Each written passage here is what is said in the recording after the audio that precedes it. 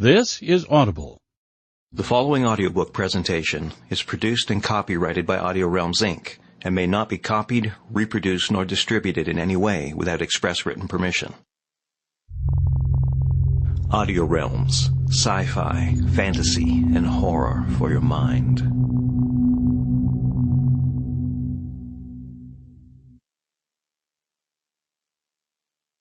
Chapter 1. It must have been a little after 3 o'clock in the afternoon that it happened, the afternoon of June 3rd, 1916. It seems incredible that all that I have passed through, all those weird and terrifying experiences, should have been encompassed within so short a span as 3 brief months. Rather, might I have experienced a cosmic cycle with all its changes and evolutions for that which I have seen with my own eyes in this brief interval of time. Things that no other mortal eye has seen before. Glimpses of a world past, a world dead, a world so long dead that even in the lowest Cambrian stratum no trace of it remains. Fused with the melting inner crust, it has passed forever beyond the ken of man, other than in that lost pocket of the earth whither fate has borne me, and where my doom is sealed. I am here, and here must remain. After reading this far, my interest, which already had been stimulated by the finding of the manuscript, was approaching the boiling point. I had come to Greenland for the summer, on the advice of my physician, and was slowly being bored to extinction, as I had thoughtlessly neglected to bring sufficient reading matter. Being an indifferent fisherman, my enthusiasm for this form of sport soon waned. Yet, in the absence of other forms of recreation, I was now risking my life in an entirely inadequate boat off Cape Farewell, at the southernmost extremity of Greenland. Greenland.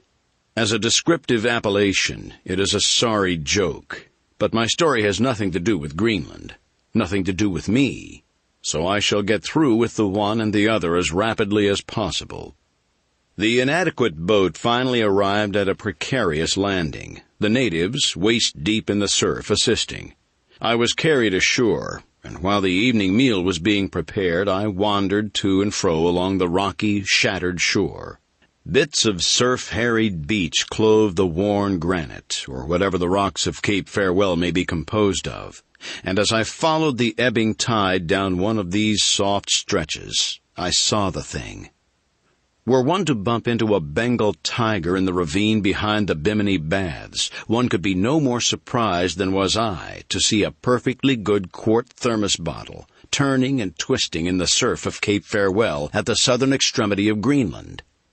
I rescued it, but I was soaked above the knees doing it, and then I sat down in the sand and opened it, and in the long twilight read the manuscript, neatly written and tightly folded, which was its contents.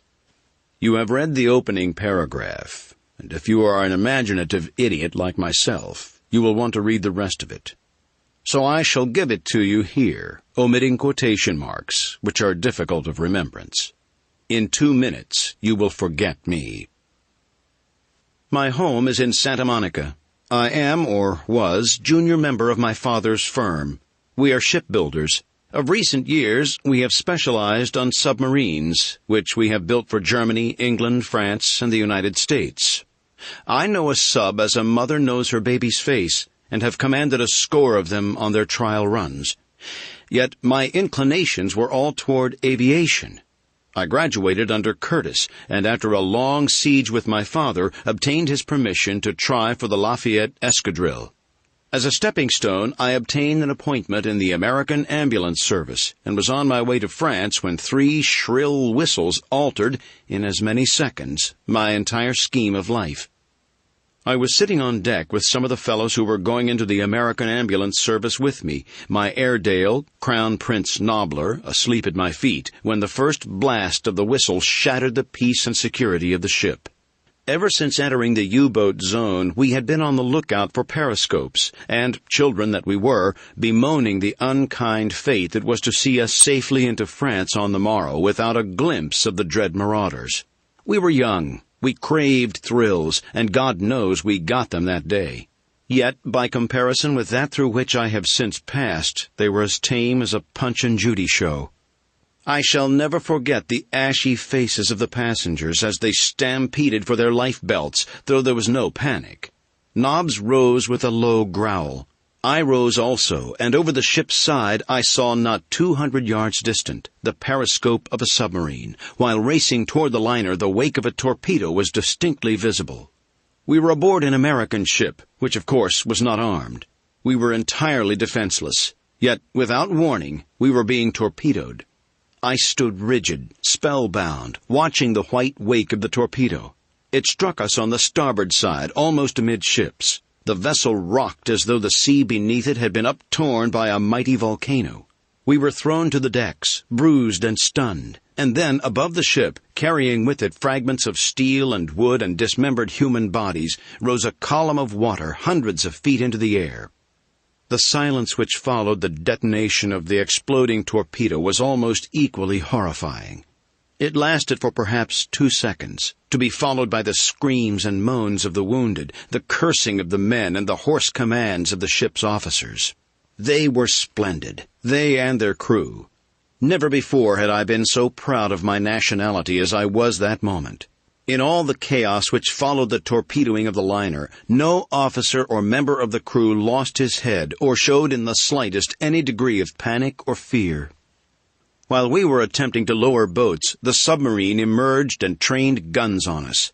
The officer in command ordered us to lower our flag, but this the captain of the liner refused to do. The ship was listing frightfully to starboard, rendering the port boats useless, while half the starboard boats had been demolished by the explosion. Even while the passengers were crowding the starboard rail and scrambling into the few boats left to us, the submarine commenced shelling the ship. I saw one shell burst in a group of women and children, and then I turned my head and covered my eyes. When I looked again, to horror was added chagrin, for with the emerging of the U-boat I had recognized her as a product of our own shipyard. I knew her to a rivet. I had superintended her construction. I had sat in that very conning tower and directed the efforts of the sweating crew below when first her prow clove the sunny summer waters of the Pacific. And now this creature of my brain and hand had turned Frankenstein, bent upon pursuing me to my death. A second shell exploded upon the deck. One of the lifeboats, frightfully overcrowded, swung at a dangerous angle from its davits. A fragment of the shell shattered the bow tackle, and I saw the women and children and the men vomited into the sea beneath, while the boat dangled stern up for a moment from its single davit, and at last, with increasing momentum, dived into the midst of the struggling victims screaming upon the face of the waters. Now I saw men spring to the rail and leap into the ocean. The deck was tilting to an impossible angle. Nobbs braced himself with all 4 feet to keep from slipping into the scuppers and looked up into my face with a questioning whine. I stooped and stroked his head. "Come on, boy," I cried, and running to the side of the ship, dived head foremost over the rail. When I came up, the first thing I saw was Nobbs swimming about in a bewildered sort of way a few yards from me. At sight of me, his ears went flat and his lips parted in a characteristic grin. The submarine was withdrawing toward the north, but all the time it was shelling the open boats, 3 of them, loaded to the gunwales with survivors. Fortunately, the small boats presented a rather poor target, which, combined with the bad marksmanship of the Germans, preserved their occupants from harm. And after a few minutes, a blotch of smoke appeared on the eastern horizon, and the U-boat submerged and disappeared. All the time the lifeboats had been pulling away from the danger of the sinking liner, and now, though I yelled at the top of my lungs, they either did not hear my appeals for help, or else did not dare return to succor me. Nobbs and I had gained some little distance from the ship when it rolled completely over and sank. We were caught in the suction only enough to be drawn backward a few yards, neither of us being carried beneath the surface. I glanced hurriedly about for something to which to cling. My eyes were directed toward the point at which the liner had disappeared, when there came from the depths of the ocean the muffled reverberation of an explosion, and almost simultaneously a geyser of water, in which were shattered lifeboats, human bodies, steam, coal, oil, and the flotsam of a liner's deck, leaped high above the surface of the sea. a watery column momentarily marking the grave of another ship in this greatest cemetery of the seas. When the turbulent waters had somewhat subsided and the sea had ceased to spew up wreckage, I ventured to swim back in search of something substantial enough to support my weight and that of Nobbs as well. I had gotten well over the area of the wreck when not a half-dozen yards ahead of me a lifeboat shot bow foremost out of the ocean almost its entire length to flop down upon its keel with a mighty splash. It must have been carried far below, held to its mother ship by a single rope which finally parted to the enormous strain put upon it. In no other way can I account for it having leaped so far out of the water, a beneficent circumstance to which I doubtless owe my life and that of another far dearer to me than my own. I say beneficent circumstance, even in the face of the fact that a fate far more hideous confronts us than that which we escaped that day. For because of that circumstance, I have met her whom otherwise I never should have known. I have met and loved her. At least I have had that great happiness in life, nor can Caspak, with all her horrors, expunge that which has been. So, for the 1000th time, I thank the strange fate which sent that lifeboat hurtling upward from the green pit of destruction to which it had been dragged, sent it far above the surface, emptying its water as it rose above the waves, and dropping it upon the surface of the sea, buoyant and safe. It did not take me long to clamber over its side and drag Nobbs into comparative safety, and then I glanced around upon the scene of death and desolation which surrounded us. The sea was littered with wreckage, among which floated the pitiful forms of women and children, buoyed up by their useless life-belts. Some were torn and mangled. Others lay rolling quietly to the motion of the sea, their countenances composed and peaceful. Others were set in hideous lines of agony or horror. Close to the boat's side floated the figure of a girl. Her face was turned upward, held above the surface by her life-belt, and was framed in a floating mass of dark and waving hair. She was very beautiful. I had never looked upon such perfect features, such a divine molding which was at the same time human, intensely human. It was a face filled with character and strength and femininity, the face of one who was created to love and to be loved. The cheeks were flushed to the hue of life and health and vitality, and yet she lay there upon the bosom of the sea, dead. I felt something rise in my throat as I looked down upon that radiant vision, and I swore that I should live to avenge her murder. And then I let my eyes drop once more to the face upon the water, and what I saw nearly tumbled me backward into the sea, for the eyes in the dead face had opened, the lips had parted, and one hand was raised toward me in a mute appeal for succor. She lived. She was not dead.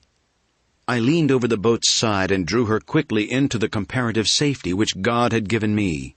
I removed her life-belt and my soggy coat and made a pillow for her head. I chafed her hands and arms and feet. I worked over her for an hour, and at last I was rewarded by a deep sigh, and again those great eyes opened and looked into mine.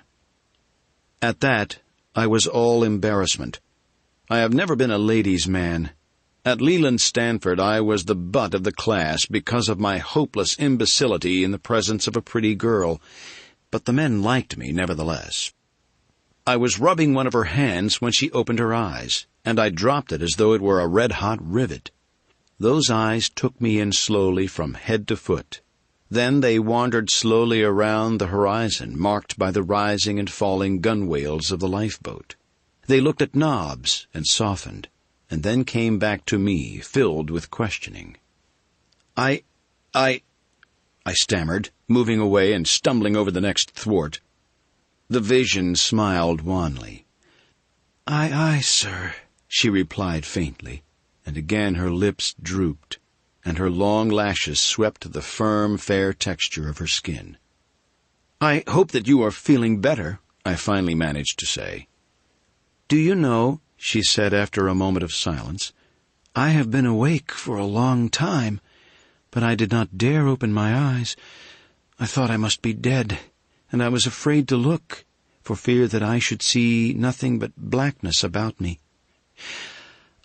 "I'm afraid to die. Tell me what happened after the ship went down. I remember all that happened before. Oh, but I wish that I might forget it." A sob broke her voice. "The beasts," she went on after a moment. "And to think that I was to have married one of them, a lieutenant in the German Navy." Presently she resumed as though she had not ceased speaking. "I went down and down and down. I thought I should never cease to sink. I felt no particular distress until I suddenly started upward at ever-increasing velocity. Then my lungs seemed about to burst, and I must have lost consciousness, for I remember nothing more until I opened my eyes after listening to a torrent of invective against Germany and Germans. Tell me, please, all that happened after the ship sank." I told her then, as well as I could, all that I had seen, the submarine shelling, the open boats, and all the rest of it. She thought it marvelous that we should have been spared in so providential a manner, and I had a pretty speech upon my tongue's end, but lacked the nerve to deliver it. Nobbs had come over and nosed his muzzle into her lap, and she stroked his ugly face, and at last she leaned over and put her cheek against his forehead. I have always admired Nobbs, but this was the first time that it had ever occurred to me that I might wish to be Nobbs. I wondered how he would take it, for he is as unused to women as I, but he took it as a duck takes to water. What I lack of being a ladies' man, Nobbs certainly makes up for as a lady's dog. The old scalawag just closed his eyes and put on one of the softest sugar-wouldn't-melt-in-my-mouth expressions you ever saw, and stood there taking it and asking for more. It made me jealous. "You seem fond of dogs," I said. "I am fond of this dog," she replied. Whether she meant anything personal in that reply I did not know, but I took it as personal, and it made me feel mighty good. As we drifted about upon that vast expanse of loneliness, it is not strange that we should quickly become well acquainted. Constantly we scanned the horizon for signs of smoke, venturing guesses as to our chances of rescue. But darkness settled, and the black night enveloped us without ever the sight of a speck upon the waters. We were thirsty, hungry, uncomfortable, and cold. Our wet garments had dried but little, and I knew that the girl must be in grave danger from the exposure to a night of cold and wet upon the water in an open boat, without sufficient clothing and no food. I had managed to bail all the water out of the boat with cupped hands, ending by mopping up the balance with my handkerchief, a slow and back-breaking procedure. Thus I had made a comparatively dry place for the girl to lie down low in the bottom of the boat, where the sides would protect her from the night wind, and when at last she did so, almost overcome as she was by weakness and fatigue, I threw my wet coat over her further to thwart the chill. But it was of no avail. As I sat watching her, the moonlight marking out the graceful curves of her slender young body, I saw her shiver. "Isn't there something I can do?" I asked. "You can't lie there chilled through all night. Can't you suggest something?" She shook her head. "We must grin and bear it," she replied after a moment. Nobbler came and lay down on the thwart beside me, his back against my leg, and I sat staring in dumb misery at the girl, knowing in my heart of hearts that she might die before morning came, for what with the shock and exposure, she had already gone through enough to kill almost any woman. And as I gazed down at her, so small and delicate and helpless, there was born slowly within my breast a new emotion. It had never been there before. Now it will never cease to be there. It made me almost frantic in my desire to find some way to keep warm and cooling life blood in her veins. I was cold myself, though I had almost forgotten it until Nobbler moved and I felt a new sensation of cold along my leg against which he had lain, and suddenly realized that in that one spot I had been warm. Like a great light came the understanding of a means to warm the girl. Immediately I knelt beside her to put my scheme into practice, when suddenly I was overwhelmed with embarrassment. Would she permit it, even if I could muster the courage to suggest it?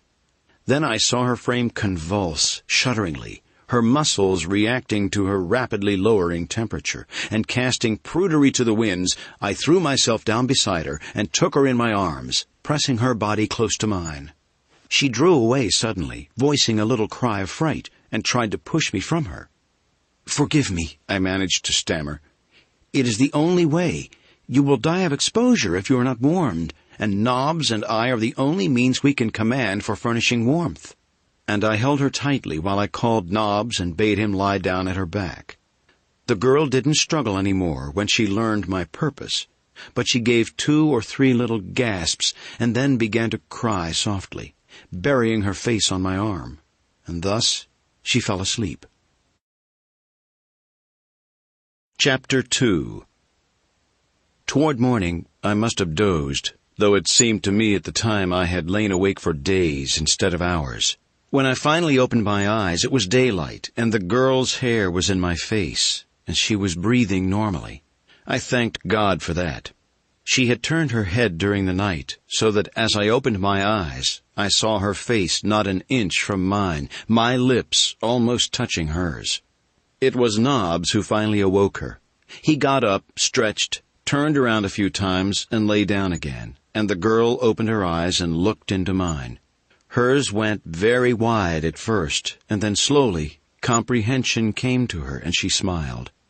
"You have been very good to me," she said, as I helped her to rise, though if the truth were known, I was more in need of assistance than she. The circulation all along my left side seemed to be paralyzed entirely. "You have been very good to me." And that was the only mention she ever made of it. Yet I know that she was thankful, and that only reserve prevented her from referring to what, to say the least, was an embarrassing situation, however unavoidable. Shortly after daybreak, we saw smoke apparently coming straight toward us, and after a time we made out the squat lines of a tug, one of those fearless exponents of England's supremacy of the sea that tows sailing ships into French and English ports. I stood up on a thwart and waved my soggy coat above my head. Nobbs stood upon another and barked. The girl sat at my feet, straining her eyes toward the deck of the oncoming boat. "They see us," she said at last. "There is a man answering your signal." She was right. A lump came into my throat, for her sake rather than for mine. She was saved, and none too soon. She could not have lived through another night upon the Channel. She might not have lived through the coming day. The tug came close beside us, and a man on deck threw us a rope. Willing hands dragged us to the deck, Nobbs scrambling nimbly aboard without assistance. The rough men were gentle as mothers with the girl. Plying us both with questions, they hustled her to the captain's cabin, and me to the boiler room. They told the girl to take off her wet clothes and throw them outside the door that they might be dried, and then to slip into the captain's bunk and get warm.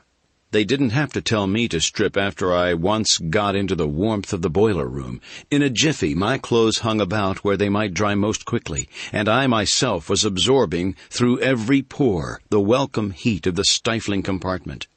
They brought us hot soup and coffee, and then those who were not on duty sat around and helped me damn the Kaiser and his brood. As soon as our clothes were dry, they bade us don them, as the chances were always more than fair in those waters that we should run into trouble with the enemy, as I was only too well aware. What with the warmth and the feeling of safety for the girl and the knowledge that a little rest and food would quickly overcome the effects of her experiences of the past dismal hours, I was feeling more content than I had experienced since those 3 whistle blasts had shattered the peace of my world the previous afternoon. But peace upon the Channel has been but a transitory thing since August 1914. It proved itself such that morning, for I had scarce gotten into my dry clothes and taken the girl's apparel to the captain's cabin when an order was shouted down into the engine room for full speed ahead, and an instant later I heard the dull boom of a gun. In a moment I was up on deck to see an enemy submarine about 200 yards off our port bow. She had signaled us to stop, and our skipper had ignored the order. But now she had her gun trained on us, and the second shot grazed the cabin, warning the belligerent tug captain that it was time to obey. Once again an order went down to the engine room, and the tug reduced speed. The U-boat ceased firing and ordered the tug to come about and approach. Our momentum had carried us a little beyond the enemy craft, but we were turning now on the arc of a circle that would bring us alongside her. As I stood watching the maneuver and wondering what was to become of us, I felt something touch my elbow and turned to see the girl standing at my side. She looked up into my face with a rueful expression. "They seem bent on our destruction," she said, "and it looks like the same boat that sunk us yesterday." "It is," I replied. "I know her well. I helped design her and took her out on her first run." The girl drew back from me with a little exclamation of surprise and disappointment. "I thought you were an American," she said. "I had no idea you were a—" "Nor am I," I replied. "Americans have been building submarines for all nations for many years. I wish, though, that we had gone bankrupt, my father and I, before ever we turned out that Frankenstein of a thing." We were approaching the U-boat at half speed now, and I could almost distinguish the features of the men upon her deck. A sailor stepped to my side and slipped something hard and cold into my hand. I did not have to look at it to know that it was a heavy pistol. "Take her and use her," was all he said. Our bow was pointed straight toward the U-boat now as I heard word passed to the engine for full speed ahead. I instantly grasped the brazen effrontery of the plucky English skipper. He was going to ram 500 tons of U-boat in the face of her trained gun. I could scarce repress a cheer. At first, the Boches didn't seem to grasp his intention. Evidently, they thought they were witnessing an exhibition of poor seamanship, and they yelled their warnings to the tug to reduce speed and throw the helm hard to port.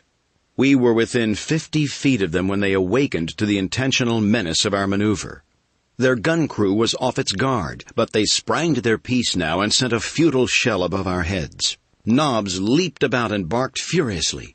"Let 'em have it," commanded the tug captain, and instantly revolvers and rifles poured bullets upon the deck of the submersible. 2 of the gun crew went down. The other trained their piece at the waterline of the oncoming tug. The balance of those on deck replied to our small arms fire, directing their efforts toward the man at our wheel. I hastily pushed the girl down the companionway leading to the engine room, and then I raised my pistol and fired my first shot at a Boche. What happened in the next few seconds happened so quickly that details are rather blurred in my memory. I saw the helmsman lunge forward upon the wheel, pulling the helm around so that the tug sheered off quickly from her course, and I recall realizing that all our efforts were to be in vain. Because of all the men aboard, fate had decreed that this one should fall first to an enemy bullet. I saw the depleted gun crew on the submarine fire their piece, and I felt the shock of impact and heard the loud explosion as the shell struck and exploded in our bows. I saw and realized these things even as I was leaping into the pilot house and grasping the wheel, standing astride the dead body of the helmsman. With all my strength, I threw the helm to starboard, but it was too late to effect the purpose of our skipper. The best I did was to scrape alongside the sub.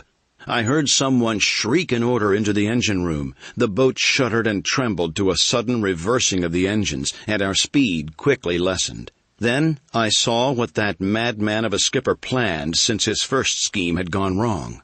With a loud yelled command, he leaped to the slippery deck of the submersible, and at his heels came his hardy crew. I sprang from the pilot house and followed, not to be left out in the cold when it came to strafing the Boches. From the engine-room companionway came the engineer and the stockers, and together we leaped after the balance of the crew and into the hand-to-hand fight that was covering the wet deck with red blood. Beside me came Nobbs, silent now and grim. Germans were emerging from the open hatch to take part in the battle on deck. At first, the pistols cracked amidst the cursing of the men and the loud commands of the commander and his junior. But presently we were too indiscriminately mixed to make it safe to use our firearms, and the battle resolved itself into a hand-to-hand struggle for possession of the deck. The sole aim of each of us was to hurl one of the opposing force into the sea. I shall never forget the hideous expression upon the face of the great Prussian with whom chance confronted me.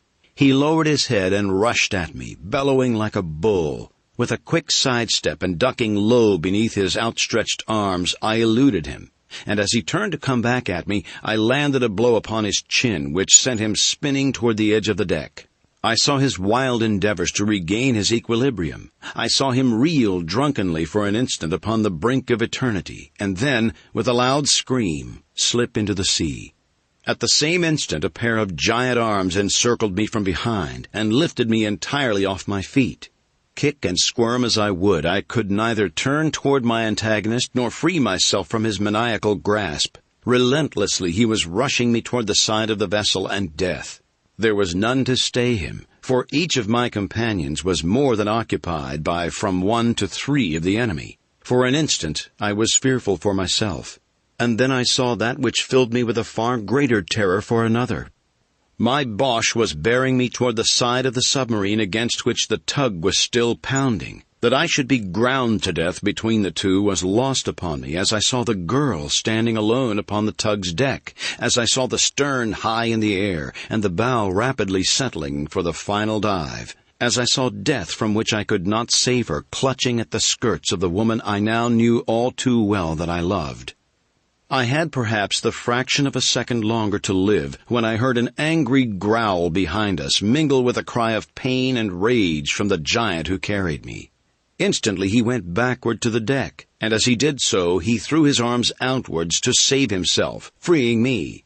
I fell heavily upon him, but was upon my feet in an instant. As I rose, I cast a single glance at my opponent. Never again would he menace me or another, for Nob's great jaws had closed upon his throat.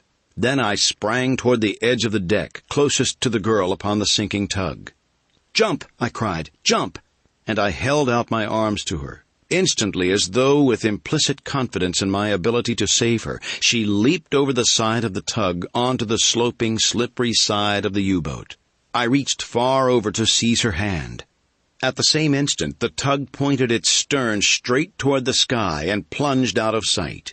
My hand missed the girl's by a fraction of an inch, and I saw her slip into the sea, but scarce had she touched the water when I was in after her. The sinking tug drew us far below the surface, but I had seized her the moment I struck the water, and so we went down together, and together we came up, a few yards from the U-boat. The first thing I heard was Nobbs barking furiously. Evidently he had missed me and was searching. A single glance at the vessel's deck assured me that the battle was over, and that we had been victorious. For I saw our survivors holding a handful of the enemy at pistol points, while one by one the rest of the crew was coming out of the craft's interior and lining up on deck with the other prisoners. As I swam toward the submarine with the girl, Nobbs's persistent barking attracted the attention of some of the tug's crew, so that as soon as we reached the side there were hands to help us aboard. I asked the girl if she was hurt, but she assured me that she was none the worse for this second wetting, nor did she seem to suffer any from shock. I was to learn for myself that this slender and seemingly delicate creature possessed the heart and courage of a warrior. As we joined our own party, I found the tug's mate checking up our survivors. There were 10 of us left, not including the girl. Our brave skipper was missing, as were 8 others. There had been 19 of us in the attacking party, and we had accounted in one way and another during the battle for 16 Germans, and had taken 9 prisoners, including the commander. His lieutenant had been killed. "Not a bad day's work," said Bradley, the mate, when he had completed his roll.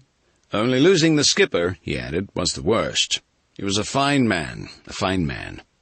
Olson, who in spite of his name was Irish, and in spite of his not being Scotch had been the tug's engineer, was standing with Bradley and me. "Yes," he agreed, "it's a day's work we're after doing, but what are we going to be doing with it now we got it?" "We'll run her into the nearest English port," said Bradley, "and then we'll all go ashore and get our VCs," he concluded, laughing. "How are you going to run her?" queried Olson. "You can't trust these Dutchmen." Bradley scratched his head. "I guess you're right," he admitted, "and I don't know the first thing about a sub." "I do," I assured him. "I know more about this particular sub than the officer who commanded her." Both men looked at me in astonishment, and then I had to explain all over again, as I had explained to the girl. Bradley and Olson were delighted. Immediately I was put in command, and the first thing I did was to go below with Olson and inspect the craft thoroughly for hidden Boches and damaged machinery. There were no Germans below, and everything was intact and in ship-shape working order. I then ordered all hands below except one man who was to act as lookout. Questioning the Germans, I found that all except the commander were willing to resume their posts and aid in bringing the vessel into an English port. I believe that they were relieved at the prospect of being detained at a comfortable English prison camp for the duration of the war after the perils and privations through which they had passed. The officer, however, assured me that he would never be a party to the capture of his vessel. There was therefore nothing to do but put the man in irons. As we were preparing to put this decision into force, the girl descended from the deck. It was the first time that she or the German officer had seen each other's faces since we had boarded the U-boat. I was assisting the girl down the ladder and still retained a hold upon her arm, possibly after such support was no longer necessary, when she turned and looked squarely into the face of the German. Each voiced a sudden exclamation of surprise and dismay. "Lise!" he cried and took a step toward her. The girl's eyes went wide and slowly filled with a great horror as she shrank back. Then her slender figure stiffened to the erectness of a soldier, and with chin in air and without a word, she turned her back upon the officer. "Take him away," I directed the two men who guarded him, "and put him in irons." When he had gone, the girl raised her eyes to mine. "He is the German of whom I spoke," she said. "He is Baron von Schönwurz." I merely inclined my head. She had loved him. I wondered if in her heart of hearts she did not love him yet. Immediately I became insanely jealous. I hated Baron Friedrich von Schönwurz with such utter intensity that the emotion thrilled me with a species of exultation. But I didn't have much chance to enjoy my hatred then, for almost immediately the lookout poked his face over the hatchway and bawled down that there was smoke on the horizon dead ahead. Immediately I went on deck to investigate, and Bradley came with me. "If she's friendly," he said, "we'll speak her. If she's not, we'll sink her, eh, Captain?" "Yes, Lieutenant," I replied, and it was his turn to smile. We hoisted up the Union Jack and remained on deck, asking Bradley to go below and assign to each member of the crew his duty, placing one Englishman with a pistol beside each German. "Half speed ahead," I commanded. More rapidly now we closed the distance between ourselves and the stranger, until I could plainly see the red ensign of the British Merchant Marine. My heart swelled with pride at the thought that presently admiring British tars would be congratulating us upon our notable capture. And just about then the merchant steamer must have sighted us, for she veered suddenly toward the north, and a moment later dense volumes of smoke issued from her funnels. Then, steering a zigzag course, she fled from us as though we had been the bubonic plague. I altered the course of the submarine and set off in chase, but the steamer was faster than we, and soon left us hopelessly astern. With a rueful smile, I directed that our original course be resumed, and once again we set off toward merry England. That was 3 months ago, and we haven't arrived yet, nor is there any likelihood that we ever shall. The steamer we had just sighted must have wirelessed a warning, for it wasn't half an hour before we saw more smoke on the horizon, and this time the vessel flew the white ensign of the Royal Navy and carried guns. She didn't veer to the north or anywhere else, but bore down on us rapidly. I was just preparing to signal her when a flame flashed from her bows, and an instant later the water in front of us was thrown high by the explosion of a shell. Bradley had come on deck and was standing beside me. "About one more of those and she'll have our range," he said. "She doesn't seem to take much stock in our Union Jack." A second shell passed over us, and then I gave the command to change our direction, at the same time directing Bradley to go below and give the order to submerge. I passed Nobbs down to him and, following, saw to the closing and fastening of the hatch. It seemed to me that the diving tanks never had filled so slowly. We heard a loud explosion, apparently directly above us. The craft trembled to the shock which threw us all to the deck. I expected momentarily to feel the deluge of inrushing water, but none came. Instead, we continued to submerge until the manometer registered 40 feet, and then I knew that we were safe. Safe. I almost smiled. I had relieved Olson, who had remained in the tower at my direction, having been a member of one of the early British submarine crews, and therefore having some knowledge of the business. Bradley was at my side. He looked at me quizzically. "What the devil are we to do?" he asked. "The merchantman will flee us. The war vessel will destroy us. Neither will believe our colors or give us a chance to explain. We will meet even a worse reception if we go nosing around a British port. Mines, nets, and all of it. We can't do it." "Let's try it again when this fellow has lost the scent," I urged. "There must come a ship that will believe us." And try it again we did, only to be almost rammed by a huge freighter.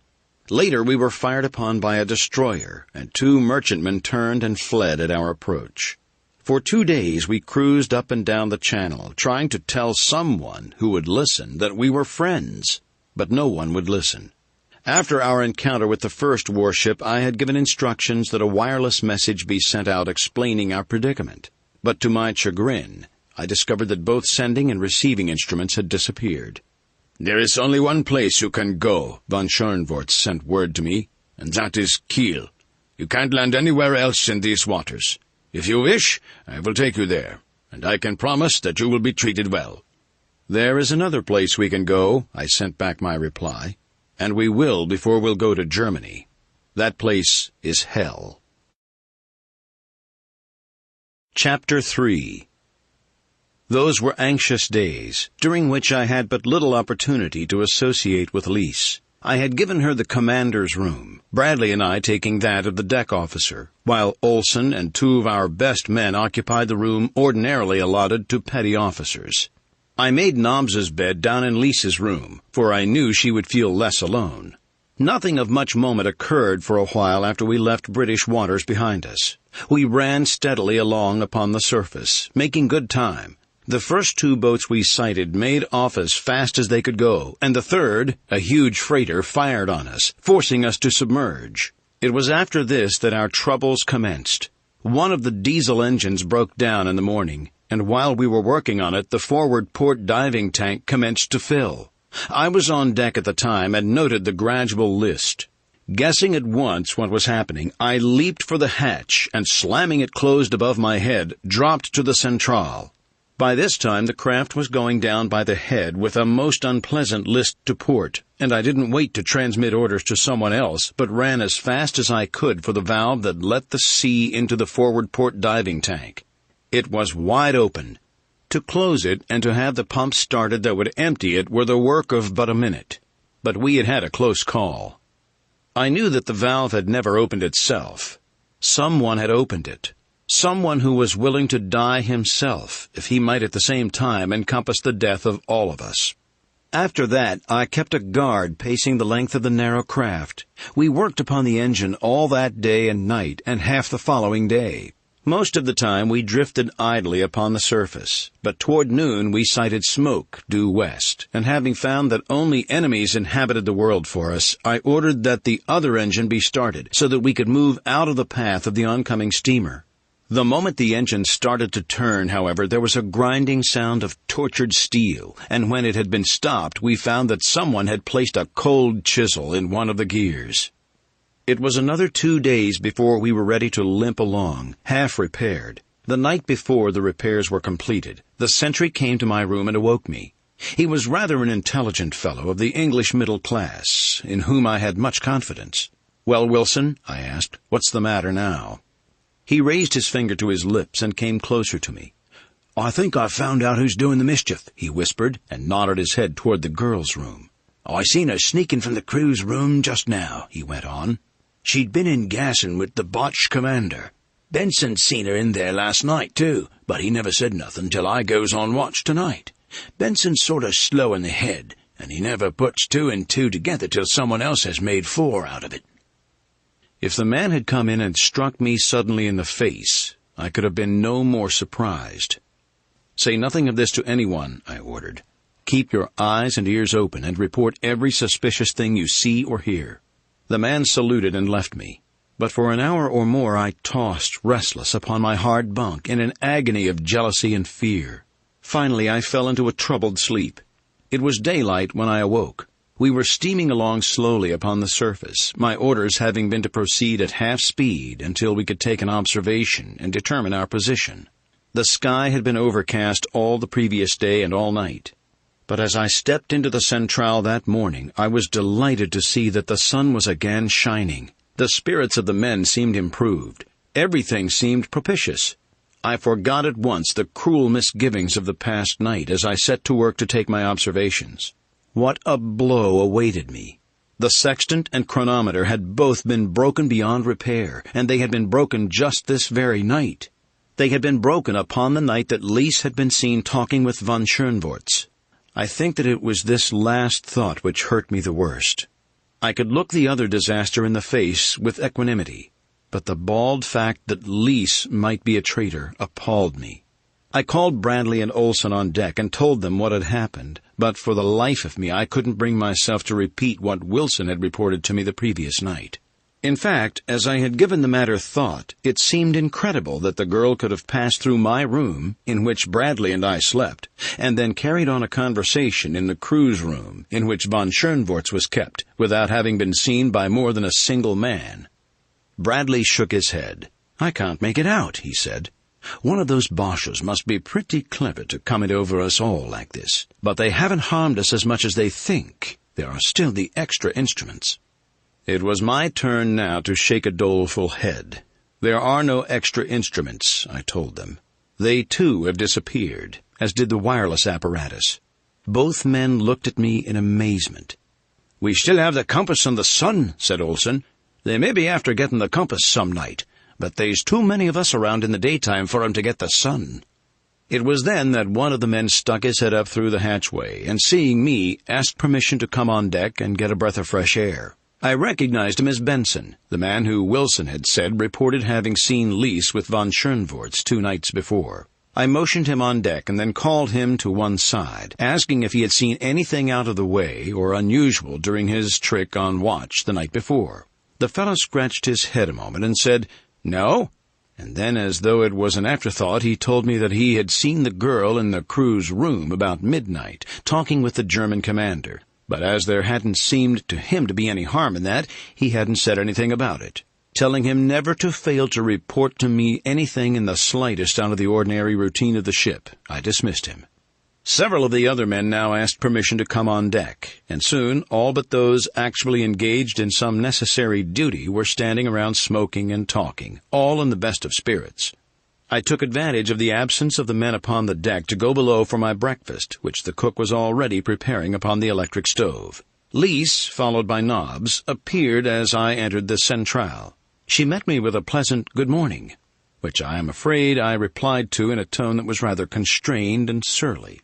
"Will you breakfast with me?" I suddenly asked the girl, determined to commence a probe of my own along the lines which duty demanded. She nodded a sweet acceptance of my invitation, and together we sat down at the little table of the officers' mess. "You slept well last night?" I asked. "All night," she replied. "I am a splendid sleeper." Her manner was so straightforward and honest that I could not bring myself to believe in her duplicity. Yet, thinking to surprise her into a betrayal of her guilt, I blurted out, "The chronometer and sextant were both destroyed last night. There's a traitor among us." But she never turned a hair by way of evidencing guilty knowledge of the catastrophe. "Who could it have been?" she cried. "The Germans would be crazy to do it, for their lives are as much at stake as ours." "Men are often glad to die for an ideal of patriotism, perhaps," I replied, "and a willingness to martyr themselves includes a willingness to sacrifice others, even those who love them. Women are much the same, except that they will go even further than most men. They will sacrifice everything, even honor, for love." I watched her face carefully as I spoke, and I thought that I detected a very faint flush mounting her cheek. Seeing an opening and an advantage, I sought to follow up. "Take von Schönvorts, for instance," I continued. "He would doubtless be glad to die and take us all with him, could he prevent in no other way the falling of his vessel into enemy hands. He would sacrifice anyone, even you, and if you still love him, you might be his ready tool. Do you understand me?" She looked at me in wide-eyed consternation for a moment, and then she went very white and rose from her seat. "I do," she replied, and turning her back upon me, she walked quickly toward her room. I started to follow, for even believing what I did, I was sorry that I had hurt her. I reached the door to the crew's room just behind her, and in time to see von Schoenvorts lean forward and whisper something to her as she passed. But she must have guessed that she might be watched, for she passed on. That afternoon it clouded over. The wind mounted to a gale, and the sea rose until the craft was wallowing and rolling frightfully.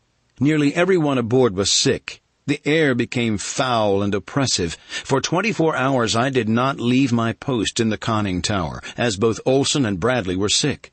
Finally I found that I must get a little rest, and so I looked about for someone to relieve me. Benson volunteered. He had not been sick, and assured me that he was a former RN man, and had been detailed for submarine duty for over 2 years. I was glad that it was he, for I had considerable confidence in his loyalty, and so it was with a feeling of security that I went below and lay down. I slept 12 hours straight, and when I awoke and discovered what I had done, I lost no time in getting to the conning tower. There sat Benson, as wide awake as could be, and the compass showed that we were heading straight into the west.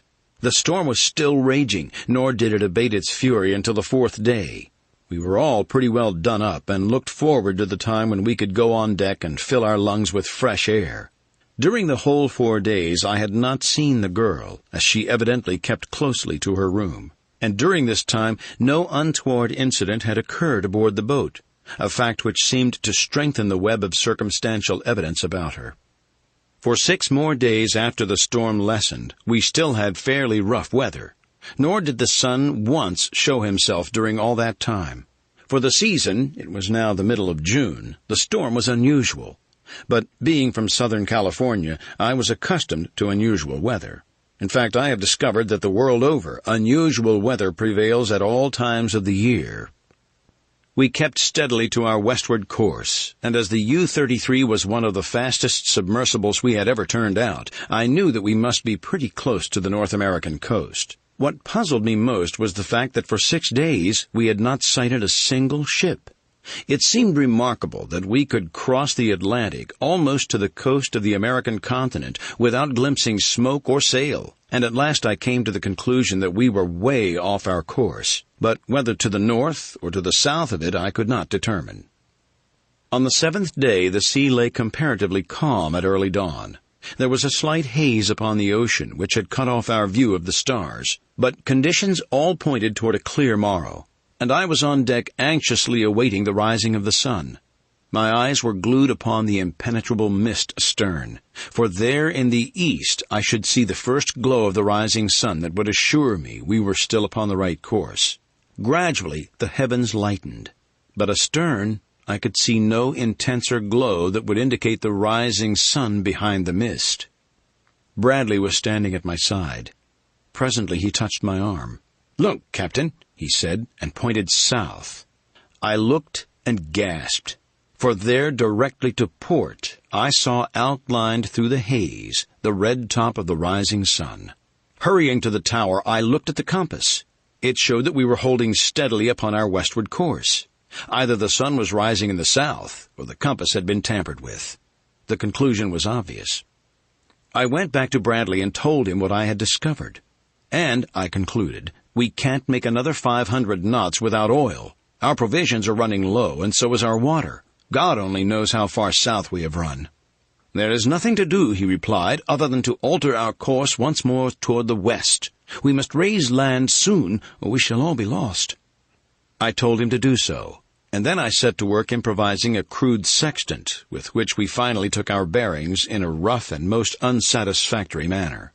For when the work was done, we did not know how far from the truth the result might be. It showed us to be about 20 minutes north and 30 minutes west, nearly 2,500 miles off our course. In short, if our reading was anywhere near correct, we must have been traveling due south for 6 days. Bradley now relieved Benson, for we had arranged our shifts so that the latter and Olson now divided the nights, while Bradley and I alternated with one another during the days. I questioned both Olson and Benson closely in the matter of the compass, but each stoutly maintained that no one had tampered with it during his tour of duty. Benson gave me a knowing smile, as much as to say, "Well, you and I know who did this." Yet I could not believe that it was the girl. We kept to our westerly course for several hours when the lookout's cry announced a sail. I ordered the U-33's course altered, and we bore down upon the stranger, for I had come to a decision which was the result of necessity. We could not lie there in the middle of the Atlantic and starve to death if there was any way out of it. The sailing ship saw us while we were still a long way off, as was evidenced by her efforts to escape. There was scarcely any wind, however, and her case was hopeless. So when we drew near and signaled her to stop, she came into the wind and lay there with her sails flapping idly. We moved in quite close to her. She was the Ballman of Halmstad, Sweden, with a general cargo from Brazil for Spain. I explained our circumstances to her skipper and asked for food, water, and oil. But when he found that we were not German, he became very angry and abusive and started to draw away from us. But I was in no mood for any such business. Turning toward Bradley, who was in the conning tower, I snapped out, "Gun service on deck, to the diving stations." We had no opportunity for drill, but every man had been posted as to his duties, and the German members of the crew understood that it was obedience or death for them, as each was accompanied by a man with a pistol. Most of them, though, were only too glad to obey me. Bradley passed the order down into the ship, and a moment later the gun crew clambered up the narrow ladder, and at my direction trained their piece upon the slow-moving Swede. "Fire a shot across her bow," I instructed the gun captain. Accept it from me, it didn't take that Swede long to see the error of his way and get the red and white pennant signifying "I understand" to the masthead.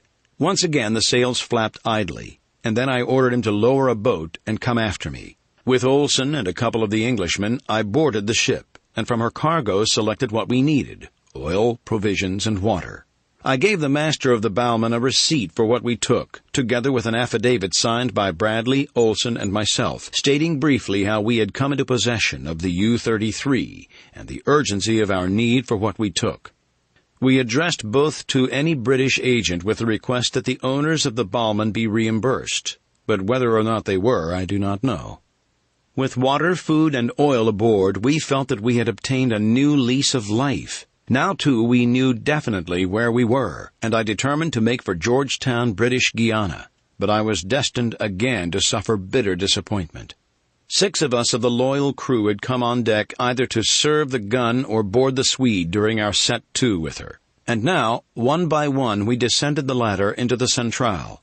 I was the last to come down, and when I reached the bottom, I found myself looking into the muzzle of a pistol in the hands of Baron Friedrich von Schönvorts. I saw all my men lined up at one side, with the remaining 8 Germans standing guard over them. I couldn't imagine how it had happened, but it had. Later I learned that they had first overpowered Benson, who was asleep in his bunk, and taken his pistol from him, and then had found it an easy matter to disarm the cook and the remaining 2 Englishmen below. After that, it had been comparatively simple to stand at the foot of the ladder and arrest each individual as he descended. The first thing von Schönvorts did was to send for me and announce that as a pirate I was to be shot early the next morning. Then he explained that the U-33 would cruise in these waters for a time, sinking neutral and enemy shipping indiscriminately, and looking for one of the German raiders that was supposed to be in these parts. He didn't shoot me the next morning as he had promised, and it had never been clear to me why he postponed the execution of my sentence. Instead, he kept me ironed, just as he had been. And then he kicked Bradley out of my room and took it all to himself. We cruised for a long time, sinking many vessels, all but one by gunfire, but we did not come across a German raider.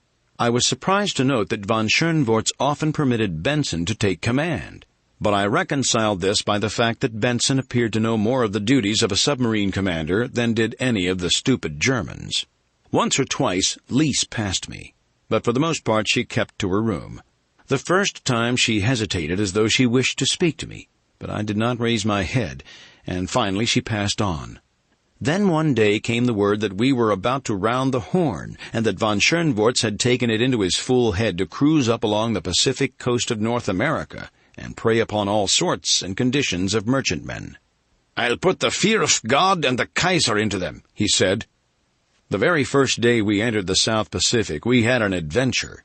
It turned out to be quite the most exciting adventure I had ever encountered. It fell about this way. About 8 bells of the forenoon watch, I heard a hail from the deck, and presently the footsteps of the entire ship's company from the amount of noise I heard at the ladder. Someone yelled back to those who had not yet reached the level of the deck, "It's the raider, the German raider Geyer." I saw that we had reached the end of our rope. Below, all was quiet. Not a man remained.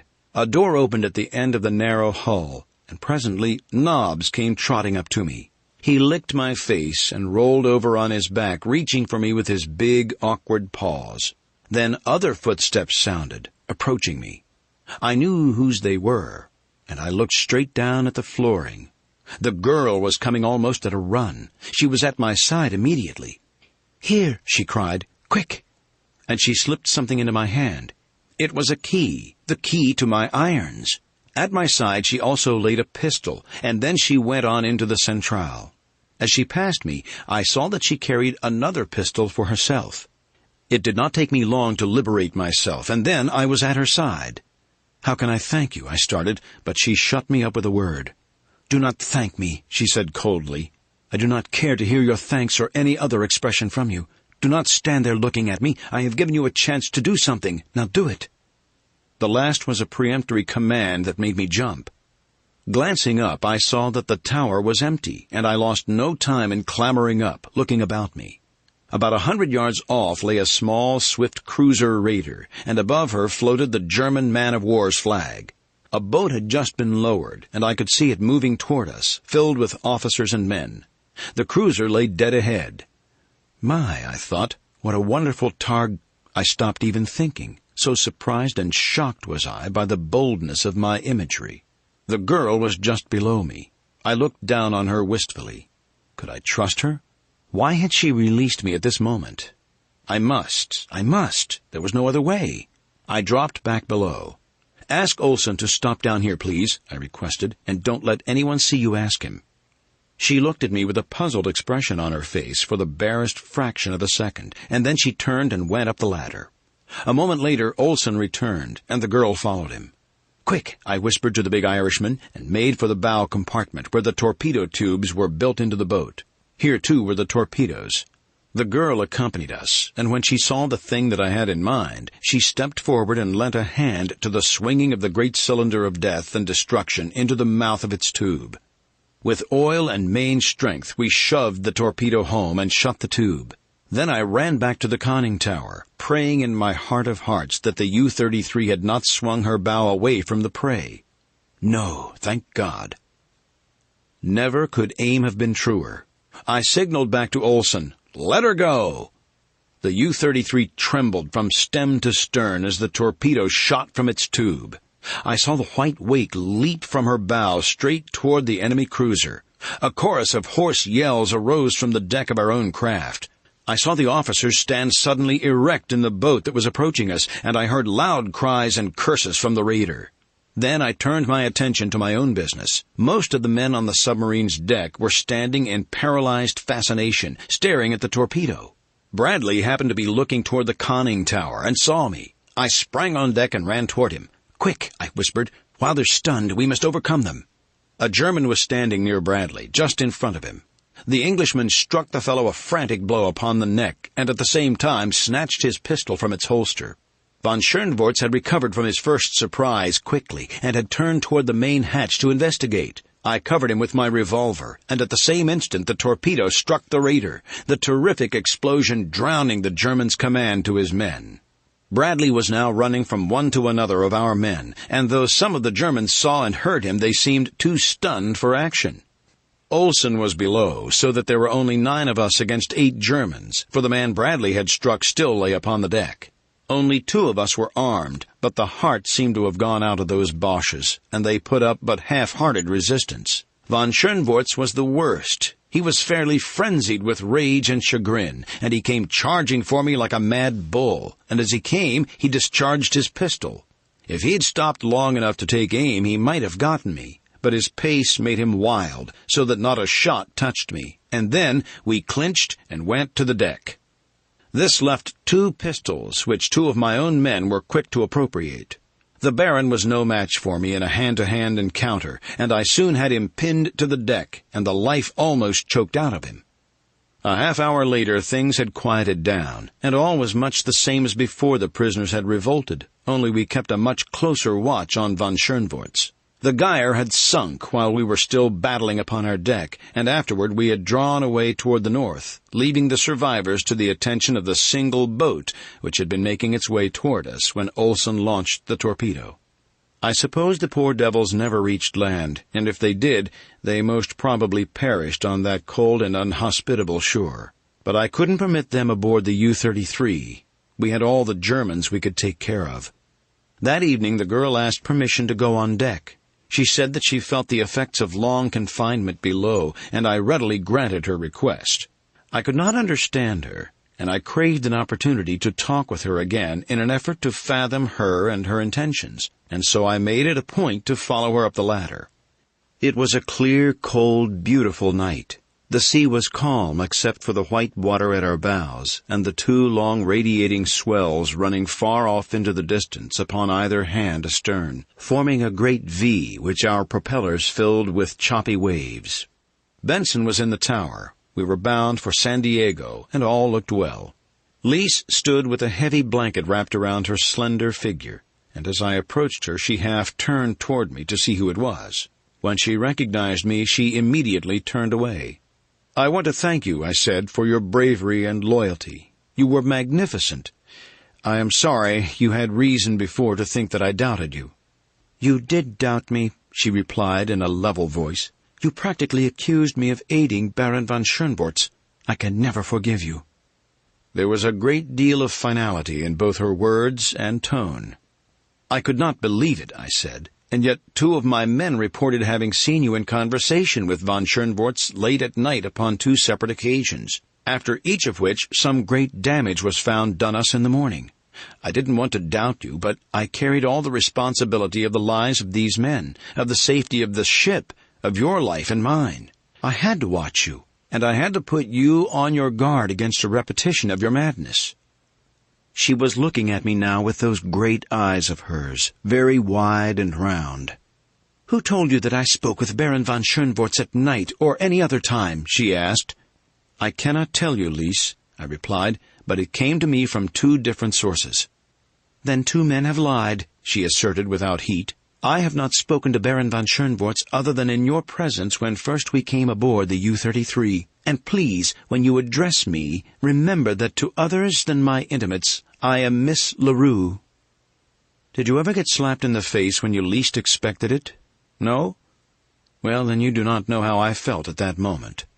I could feel the hot, red flush surging up my neck, across my cheeks, over my ears, clear to my scalp, and it made me love her all the more. It made me swear inwardly 1,000 solemn oaths that I would win her. Chapter 4. For several days things went along in about the same course. I took our position every morning with my crude sextant, but the results were always most unsatisfactory. They always showed a considerable westing when I knew that we had been sailing due north. I blamed my crude instrument and kept on. Then, one afternoon, the girl came to me. "Pardon me," she said, "but were I you, I should watch this man Benson, especially when he is in charge." I asked her what she had meant, thinking I could see the influence of von Schönvorts raising a suspicion against one of my most trusted men. "If you will note the boat's course a half-hour after Benson goes on duty," she said, "you will know what I mean, and you will understand why he prefers a night watch. Possibly, too, you will understand some other things that have taken place aboard." Then she went back to her room, thus ending the conversation. I waited until half an hour after Benson had gone on duty, and then I went on deck, passing through the conning tower where Benson sat, and looking at the compass. It showed that our course was north by west, that is, 1 point west of north, which was, for our assumed position, about right. I was greatly relieved to find that nothing was wrong, for the girl's words had caused me considerable apprehension. I was about to return to my room when a thought occurred to me that again caused me to change my mind, and incidentally came near proving my death warrant. When I had left the conning tower, little more than a half-hour since, the sea had been breaking over the port bow, and it seemed to me quite improbable that in so short a time an equally heavy sea could be deluging us from the opposite side of the ship. Winds may change quickly, but not a long, heavy sea. There was only one other solution. Since I left the tower, our course had been altered some 8 points. Turning quickly, I climbed out upon the conning tower.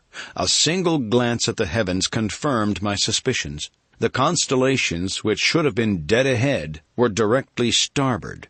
We were sailing due west. Just for an instant longer, I stood there to check up my calculations. I wanted to be quite sure before I accused Benson of perfidy, and about the only thing I came near making quite sure of was death. I cannot see even now how I escaped it. I was standing on the edge of the conning tower when a heavy palm suddenly struck me between the shoulders and hurled me forward into space. The drop to the triangular deck forward of the conning tower might easily have broken a leg for me, or I might have slipped off onto the deck and rolled overboard. But fate was upon my side, as I was only slightly bruised. As I came to my feet, I heard the conning tower cover slam. There is a ladder which leads from the deck to the top of the tower. Up this I scrambled, as fast as I could go, but Benson had the cover tight before I reached it. I stood there a moment in dumb consternation. What did the fellow intend? What was going on below? If Benson was a traitor, how could I know that there were not other traitors among us? I cursed myself for my folly in going out upon the deck, and then this thought suggested another, a hideous one. Who was it that had really been responsible for my being here? Thinking to attract attention from inside the craft, I again ran down the ladder and onto the small deck, only to find that the steel covers of the conning tower windows were shut. And then I leaned with my back against the conning tower and cursed myself for a gullible idiot. I glanced at the bow. The sea seemed to be getting heavier, for every wave now washed completely over the lower deck. I watched them for a moment, and then a sudden chill pervaded my entire being. It was not the chill of wet clothing or the dashing spray which drenched my face. No, it was the chill of the hand of death upon my heart. In an instant I had turned the last corner of life's highway and was looking God Almighty in the face. The U-33 was being slowly submerged. It would be difficult, even impossible, to set down in writing my sensations at that moment. All I can particularly recall is that I laughed, though neither from a spirit of bravado nor from hysteria. And I wanted to smoke. Lord, how I did want to smoke! But that was out of the question. I watched the water rise until the little deck I stood on was awash, and then I clambered once more to the top of the conning tower. From the very slow submergence of the boat, I knew that Benson was doing the entire trick alone, and that he was merely permitting the diving tanks to fill, and that the diving rudders were not in use. The throbbing of the engines ceased, and in its stead came the steady vibration of the electric motors. The water was halfway up the conning tower. I had perhaps 5 minutes longer on the deck. I tried to decide what I should do after I was washed away. Should I swim until exhaustion claimed me, or should I give up and end the agony in the first plunge? From below came 2 muffled reports. They sounded not unlike shots. Was Benson meeting with resistance? Personally, it could mean little to me, for even though my men might overcome the enemy, none would know of my predicament until long after it was too late to succor me. The top of the conning tower was now awash. I clung to the wireless masts, while the great waves surged, sometimes completely over me. I knew the end was near, and almost involuntarily I did that which I had not done since childhood. I prayed. After that, I felt better. I clung and waited, but the water rose no higher. Instead, it receded. Now the top of the conning tower received only the crests of the higher waves. Now the little triangular deck below became visible. What had occurred within? Did Benson believe me already gone, and was he emerging because of that belief? Or had he and his forces been vanquished? The suspense was more wearing than that which I had endured while waiting for dissolution. Presently the main deck came into view, and then the conning tower opened behind me, and I turned to look into the anxious face of Bradley. An expression of relief overspread his features. "Thank God, man," was all he said as he reached forth and dragged me into the tower. I was cold and numb and rather all in. Another few minutes would have done for me, I am sure, but the warmth of the interior helped to revive me, aided and abetted by some brandy, which Bradley poured down my throat, from which it nearly removed the membrane. That brandy would have revived a corpse. When I got down into the centrale, I saw the Germans lined up on one side with a couple of my men with pistols standing over them. Von Schoenvorts was among them. On the floor lay Benson, moaning, and beyond him stood the girl, a revolver in one hand. I looked about, bewildered. "What has happened down here?" I asked. "Tell me." Bradley replied. "You see the result, sir," he said. "It might have been a very different result, but for Miss LaRue. We were all asleep. Benson had relieved the guard early in the evening. There was no one to watch him, no one but Miss LaRue. She thought the submergence of the boat and came out of her room to investigate. She was just in time to see Benson at the diving rudders. When he saw her, he raised his pistol and fired point-blank at her. But he missed, and she fired, and didn't miss. The two shots awakened everyone, and as our men were armed, the result was inevitable, as you see it. But it would have been very different had it not been for Miss LaRue. It was she who closed the diving tank sea-cocks and roused Olson and me, and had the pumps started to empty them." And there I had been thinking that through her machinations I had been lured to the deck and to my death. I could have gone on my knees to her and begged her forgiveness, or at least I could have had I not been Anglo-Saxon. As it was, I could only remove my soggy cap and bow and mumble my appreciation. She made no reply, only turned and walked very rapidly toward her room. Could I have heard aright? Was it really a sob that came floating back to me through the narrow aisle of the U-33? Benson died that night. He remained defiant almost to the last, but just before he went out he motioned to me, and I leaned over to catch the faintly whispered words. "I did it alone," he said. "I did it because I hate you. I hate all your kind.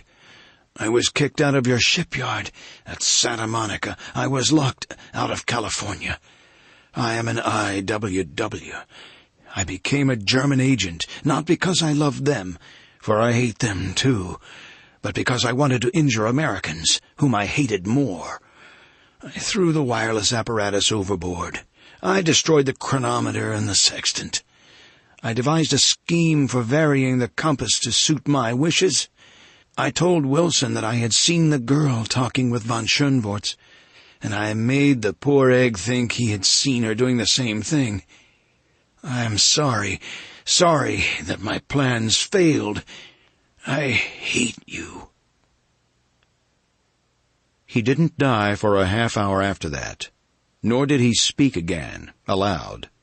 But just a few seconds before he went to meet his Maker, his lips moved in a faint whisper, and as I leaned closer to catch his words, what do you suppose I heard? "Now I lay me down to sleep." That was all. Benson was dead. We threw his body overboard. The wind of that night brought on some pretty rough weather with a lot of black clouds which persisted for several days. We didn't know what course we had been holding, and there was no way of finding out, as we could no longer trust the compass, not knowing what Benson had done to it. The long and the short of it was that we cruised about aimlessly until the sun came out again. I'll never forget that day, or its surprises. We reckoned, or rather guessed, that we were somewhere off the coast of Peru. The wind, which had been blowing fitfully from the east, suddenly veered around into the south, and presently we felt a sudden chill. "Peru," snorted Olson. "When were yez after smellin' icebergs off Peru?" "Icebergs? Icebergs nothin'," exclaimed one of the Englishmen. "Why, man, they don't come north of 14 here in these waters." "Then," replied Olson, "you're south of 14, me boy." We thought he was crazy, but he wasn't, for that afternoon we sighted a great berg south of us, and we'd been running north, we thought, for days. I can tell you we were a discouraged lot, but we got a faint thrill of hope early the next morning when the lookout bawled down the open hatch, "Land! Land northwest by west!" I think we were all sick for the sight of land. I know I was. But my interest was quickly dissipated by the sudden illness of 3 of the Germans. Almost simultaneously they commenced vomiting. They couldn't suggest any explanation for it. I asked them what they had eaten, and found they had eaten nothing other than the food cooked for all of us. "Have you drunk anything?" I asked, for I knew that there was liquor aboard and medicines in the same locker. "Only water," moaned one of them. "We all drank water together this morning. We opened a new tank. Maybe it was the water." I started an investigation which revealed a terrifying condition. Someone, probably Benson, had poisoned all the running water on the ship. It would have been worse, though, had land not been in sight. The sight of land filled us with renewed hope. Our course had been altered, and we were rapidly approaching what appeared to be a precipitous headland. Cliffs, seemingly rising perpendicularly out of the sea, faded away into the mist upon either hand as we approached. The land before us might have been a continent, so mighty appeared the shoreline. Yet we knew that we must be thousands of miles from the nearest western landmass, New Zealand or Australia. We took our bearings with our crude and inaccurate instruments. We searched the chart, we cudgelled our brains, and at last it was Bradley who suggested a solution. He was in the tower, and watching the compass, to which he called my attention. The needle was pointing straight toward the land. Bradley swung the helm hard to starboard. I could feel the U-33 respond, and yet the arrow still clung straight and sure toward the distant cliffs. "What do you make of it?" I asked him. "Did you ever hear of Caproni?" he asked. "An early Italian navigator?" I returned. "Yes, he followed Cook about 1721. He is scarcely mentioned, even by contemporaneous historians, probably because he got into political difficulties on his return to Italy. It was the fashion to scoff at his claims, but I recall reading one of his works, his only one, I believe, in which he described a new continent in the South Seas, a continent made up of some strange metal which attracted the compass, a rock-bound, inhospitable coast, without beach or harbor, which extended for hundreds of miles. He could make no landing, nor in the several days he cruised about it did he see sign of life. He called it Caprona, and sailed away. I believe, sir, that we are looking upon the coast of Caprona, uncharted and forgotten for 200 years. If you are right, it might account for much of the deviation of the compass during the past 2 days, I suggested. Caprona has been luring us upon her deadly rocks. Well, we'll accept her challenge. We'll land upon Caprona. Along that long front there must be a vulnerable spot. We will find it, Bradley, for we must find it. We must find water on Caprona, or we must die. And so we approached the coast upon which no living eyes had ever rested. Straight from the ocean's depths rose towering cliffs, shot with brown and blues and greens, withered moss and lichen, and the verdigris of copper, and everywhere the rusty ochre of iron pyrites. The cliff tops, though ragged, were of such uniform height as to suggest the boundaries of a great plateau, and now and again we caught glimpses of verdure topping the rocky escarpment, as though bush or jungle land had pushed outward from a lush vegetation farther inland to signal to an unseeing world that Caprona lived and joyed in life beyond her austere and repellent coast. But metaphor, however poetic, never slaked a dry throat. To enjoy Caprona's romantic suggestions, we must have water, and so we came in close, always sounding, and skirted the shore. As close in as we dared cruise, we found fathomless depths, and always the same undented coastline of bald cliffs.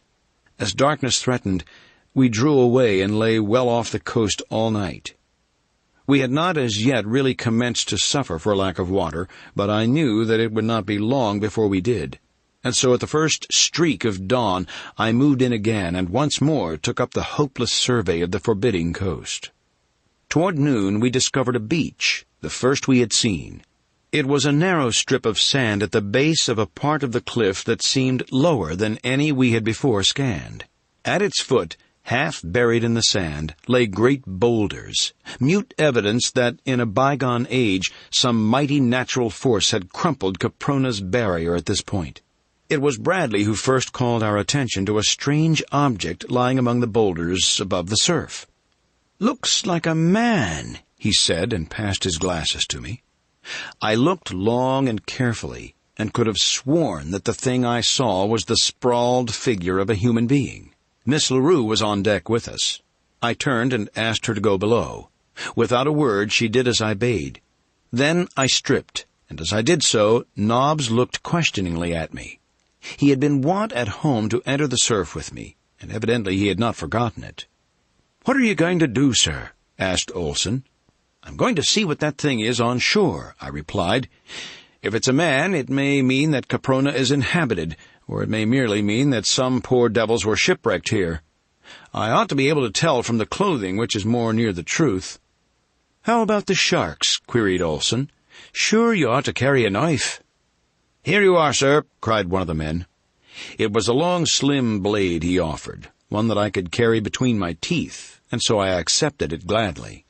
"Keep close in," I directed Bradley, and then I dived over the side and struck out for the narrow beach. There was another splash directly behind me, and turning my head, I saw faithful old Nobbs swimming valiantly in my wake. The surf was not heavy, and there was no undertow, so we made shore easily, effecting an equally easy landing. The beach was composed largely of small stones worn smooth by the action of water. There was little sand, though from the deck of the U-33 the beach had appeared to be all sand, and I saw no evidence of mollusca or crustacea, such as are common to all beaches I have previously seen. I attribute this to the fact of the smallness of the beach, the enormous depth of surrounding water, and the great distance at which Caprona lies from her nearest neighbor. As Nobbs and I approached the recumbent figure farther up the beach, I was appraised by my nose that whether or not the thing had once been organic and alive, but that for some time it had been dead. Nobbs halted, sniffed, and growled. A little later he sat down upon his haunches, raised his muzzle to the heavens, and bayed forth a most dismal howl. I shied a small stone at him and bade him shut up. His uncanny nose made me nervous. When I had come quite close to the thing, I could still not say whether it had been man or beast. The carcass was badly swollen and partly decomposed. There was no sign of clothing upon or about it. A fine brownish hair covered the chest and abdomen, and the face, the palms of the hands, the feet, the shoulders, and back were practically hairless. The creature must have been about the height of a fair-sized man. Its features were similar to those of a man, yet had it been a man? I could not say, for it resembled an ape no more than it did a man. Its large toes protruded laterally, as do those of the semi-arboreal peoples of Borneo, the Philippines, and other remote regions where low types still persist. The countenance might have been that of a cross between Pithecanthropus, the Java ape-man, and a daughter of the Piltdown race of prehistoric Sussex. A wooden cudgel lay beside the corpse. Now this fact set me thinking. There was no wood of any description in sight. There was nothing about the beach to suggest a wrecked mariner. There was absolutely nothing about the body to suggest that it might possibly in life have known a maritime experience. It was the body of a low type of man or a high type of beast. In neither instance would it have been of a seafaring race. Therefore I deduced that it was native to Caprona, that it lived inland, and that it had fallen or been hurled from the cliffs above. Such being the case, Caprona was inhabitable, if not inhabited, by man. But how to reach the inhabitable interior? That was the question.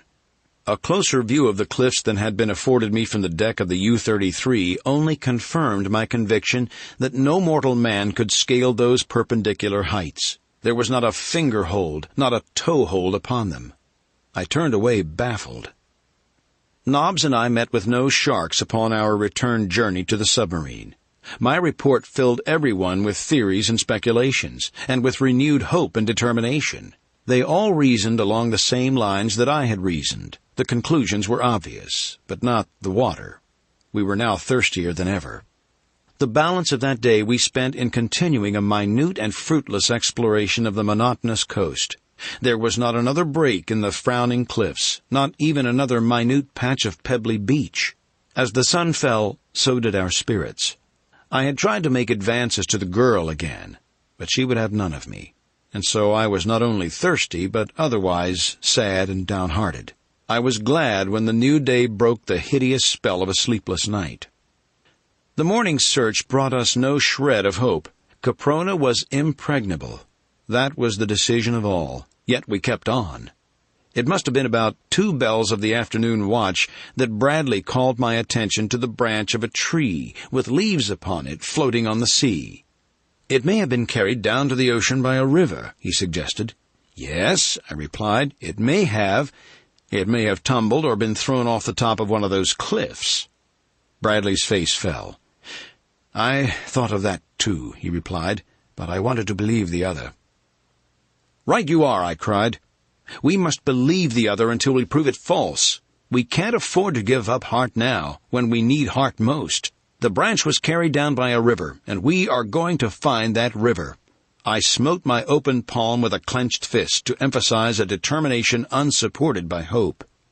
"There," I cried suddenly. "See that, Bradley?" And I pointed at a spot closer to shore. "See that, man?" Some flowers and grasses and another leafy branch floated toward us.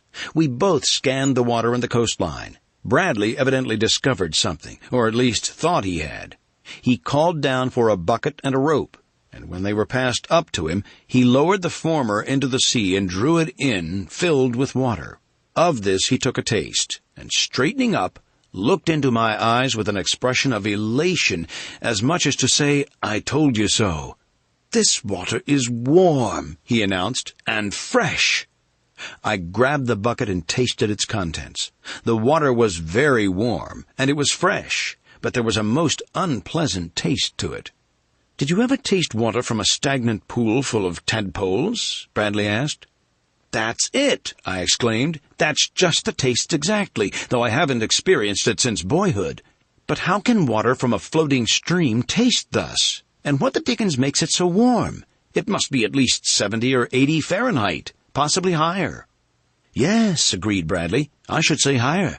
But where does it come from?" "That is easily discovered now that we have found it," I answered. "It can't come from the ocean, so it must come from the land. All that we have to do is follow it, and sooner or later we shall come upon its source." We were already rather close in, but I ordered the U-33's prow turned inshore, and we crept slowly along, constantly dipping up the water and tasting it to assure ourselves that we didn't get outside the freshwater current.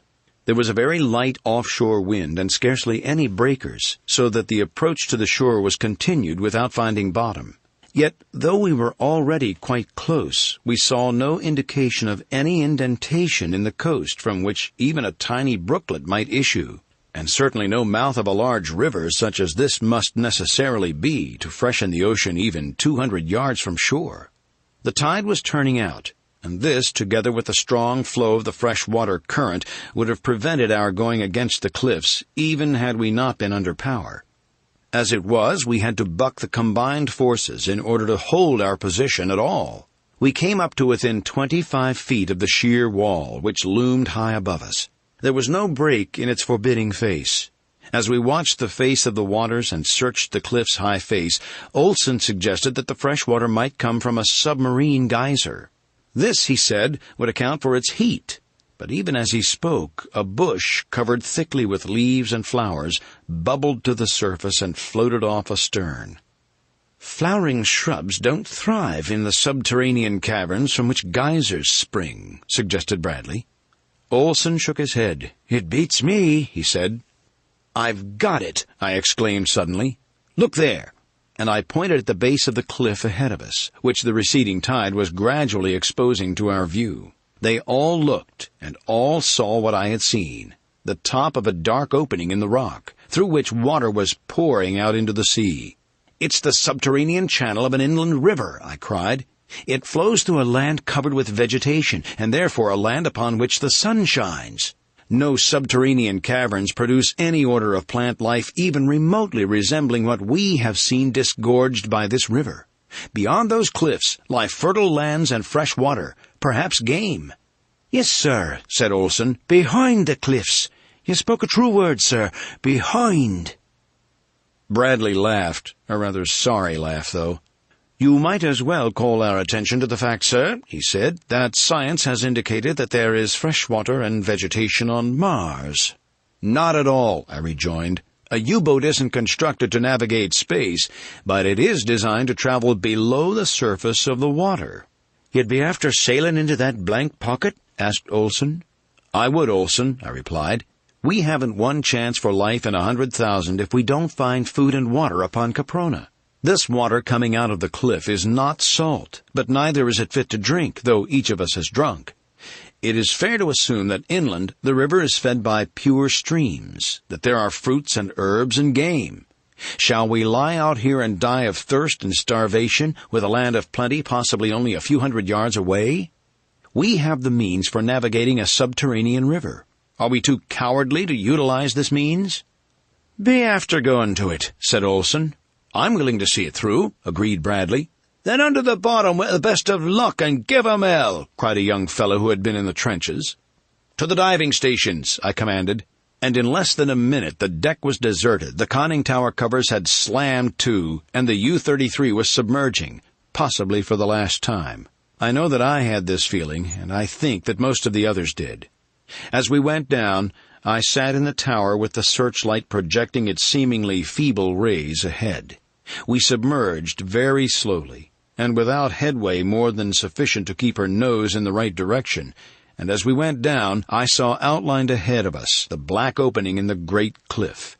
It was an opening that would have admitted a half-dozen U-boats at one and the same time, roughly cylindrical in contour, and dark as the pit of perdition. As I gave the command which sent the U-33 slowly ahead, I could not but feel a certain uncanny presentiment of evil. Where were we going? What lay at the end of this great sewer? Had we bidden farewell forever to the sunlight of life, or were there before us dangers even greater than those which we now faced? I tried to keep my mind from vain imagining by calling everything which I observed to the eager ears below. I was the eyes of the whole company, and I did my best not to fail them. We had advanced 100 yards, perhaps, when our first danger confronted us.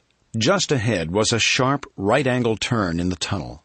I could see the river's flotsam hurtling against the rocky wall upon the left as it was driven on by the mighty current, and I feared for the safety of the U-33 in making so sharp a turn under such adverse conditions.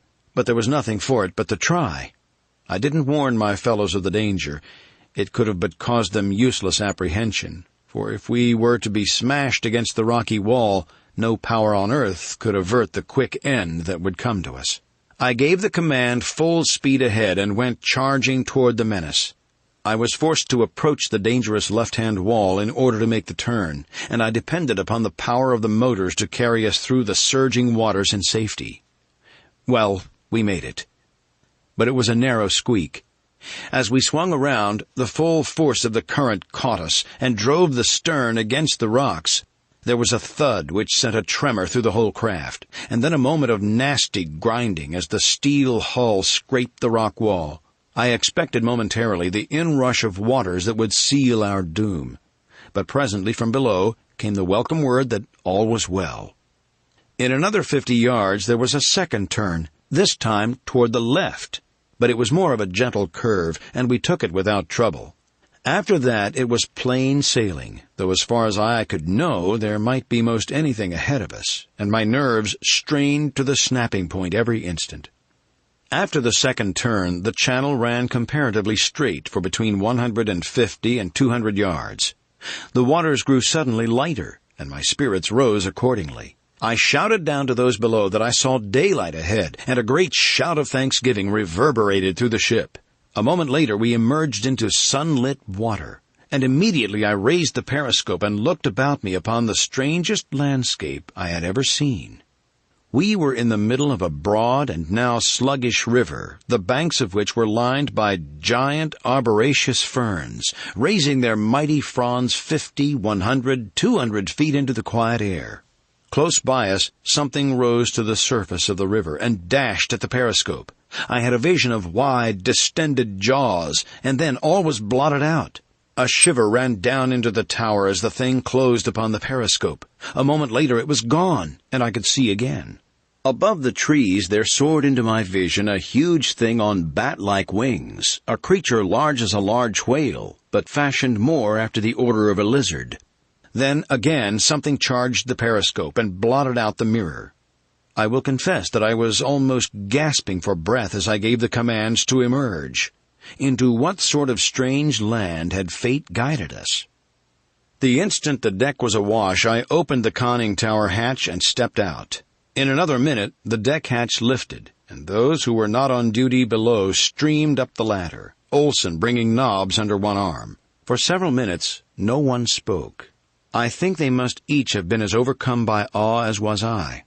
All about us was a flora and fauna as strange and wonderful to us as might have been those upon a distant planet had we suddenly been miraculously transported through ether to an unknown world. Even the grass upon the nearer bank was unearthly. Lush and high it grew, and each blade bore upon its tip a brilliant flower, violet or yellow or carmine or blue, making as gorgeous a sward as human imagination might conceive. But the life, it teemed. The tall, fern-like trees were alive with monkeys, snakes, and lizards. Huge insects hummed and buzzed hither and thither. Mighty forms could be seen moving upon the ground in the thick forest, while the bosom of the river wriggled with living things, and above flapped the wings of gigantic creatures, such as we are taught have been extinct throughout countless ages. "Look!" cried Olson. "Would you look at the giraffe coming up out of the bottom of the sea?" We looked in the direction he pointed, and saw a long, glossy neck surmounted by a small head rising above the surface of the river. Presently, the back of the creature was exposed, brown and glossy, as the water dripped from it. It turned its eyes upon us, opened its lizard-like mouth, emitted a shrill hiss, and came for us. The thing must have been 16 or 18 feet in length, and closely resembled pictures I had seen of restored plesiosaurs of the lower Jurassic. It charged us as savagely as a mad bull, and one would have thought it intended to destroy and devour the mighty U-boat, as I verily believe it did intend. We were moving slowly up the river as the creature bore down upon us with distended jaws. The long neck was far outstretched, and the 4 flippers with which it swam were working with powerful strokes, carrying it forward at a rapid pace. When it reached the craft's side, the jaws closed upon one of the stanchions of the deck rail and tore it from its socket as though it had been a toothpick stuck in putty. At this exhibition of titanic strength, I think we all simultaneously stepped backward, and Bradley drew his revolver and fired. The bullet struck the thing in the neck, just above its body, but instead of disabling it, merely increased its rage. Its hissing rose to a shrill scream as it raised half its body out of water onto the sloping sides of the hull of the U-33 and endeavored to scramble up the deck to devour us. A dozen shots rang out as we who were armed drew our pistols and fired at the thing. But though struck several times, it showed no signs of succumbing and only floundered farther aboard the submarine. I had noticed that the girl had come on deck and was standing not far behind me, and when I saw the danger to which we were all exposed, I turned and forced her toward the hatch. We had not spoken for some days, and we did not speak now, but she gave me a disdainful look which was quite as eloquent as words, and broke loose from my grip. I saw I could do nothing with her unless I exerted force, and so I turned with my back toward her, that I might be in a position to shield her from the strange reptile, should it really succeed in reaching the deck. And as I did so, I saw the thing raise one flipper over the rail, dart its head forward, and with the quickness of lightning, seize upon one of the Boches. I ran forward, discharging my pistol into the creature's body in an effort to force it to relinquish its prey. But I might as profitably have shot at the sun. Shrieking and screaming, the German was dragged from the deck, and the moment the reptile was clear of the boat, it dived beneath the surface of the water with its terrified prey. I think we were all more or less shaken by the frightfulness of the tragedy, until Olson remarked that the balance of power now rested where it belonged. Following the death of Benson, we had been 9 and 9, 9 Germans and 9 Allies, as we called ourselves. Now, there were but 8 Germans. We never counted the girl on either side, I suppose because she was a girl, though we all knew well enough that she was ours. And so Olson's remark helped to clear the atmosphere for the Allies at least, and then our attention was once more directed toward the river, for around us there had sprung up a perfect bedlam of screams and hisses, and a seething cauldron of hideous reptiles, devoid of fear and filled only with hunger and with rage. They clambered, squirmed, and wriggled to the deck, forcing us steadily backward, though we emptied our pistols into them. There were all sorts and conditions of horrible things. Huge, hideous, grotesque, monstrous. A veritable Mesozoic nightmare. I saw that the girl was gotten below as quickly as possible, and she took Nobbs with her. Poor Nobbs had nearly barked his head off. And I think, too, that for the first time since his littlest puppyhood he had known fear, nor can I blame him. After the girl, I sent Bradley and most of the Allies, and then the Germans who were on deck, von Schoenvorts being still in irons below. The creatures were approaching perilously close before I dropped through the hatchway and slammed down the cover. Then I went into the tower and ordered full speed ahead, hoping to distance the fearsome things. But it was useless. Not only could any of them easily outdistance the U-33, but the further upstream we progressed, the greater the number of our besiegers, until, fearful of navigating a strange river at high speed, I gave orders to reduce, and moved slowly and majestically through the plunging, hissing mass. I was mighty glad that our entrance into the interior of Caprona had been inside a submarine, rather than any other form of vessel. I could readily understand how it might have been that Caprona had been invaded in the past by venturesome navigators without word of it ever reaching the outside world, for I can assure you that only by submarine could man pass up that great sluggish river alive. We proceeded up the river for some 40 miles before darkness overtook us. I was afraid to submerge and lie on the bottom overnight for fear that the mud might be deep enough to hold us, and as we could not hold with the anchor, I ran in close to shore, and in a brief interim of attack from the reptiles, we made fast to a large tree. We also dipped up some of the river water, and found it, though quite warm, a little sweeter than before.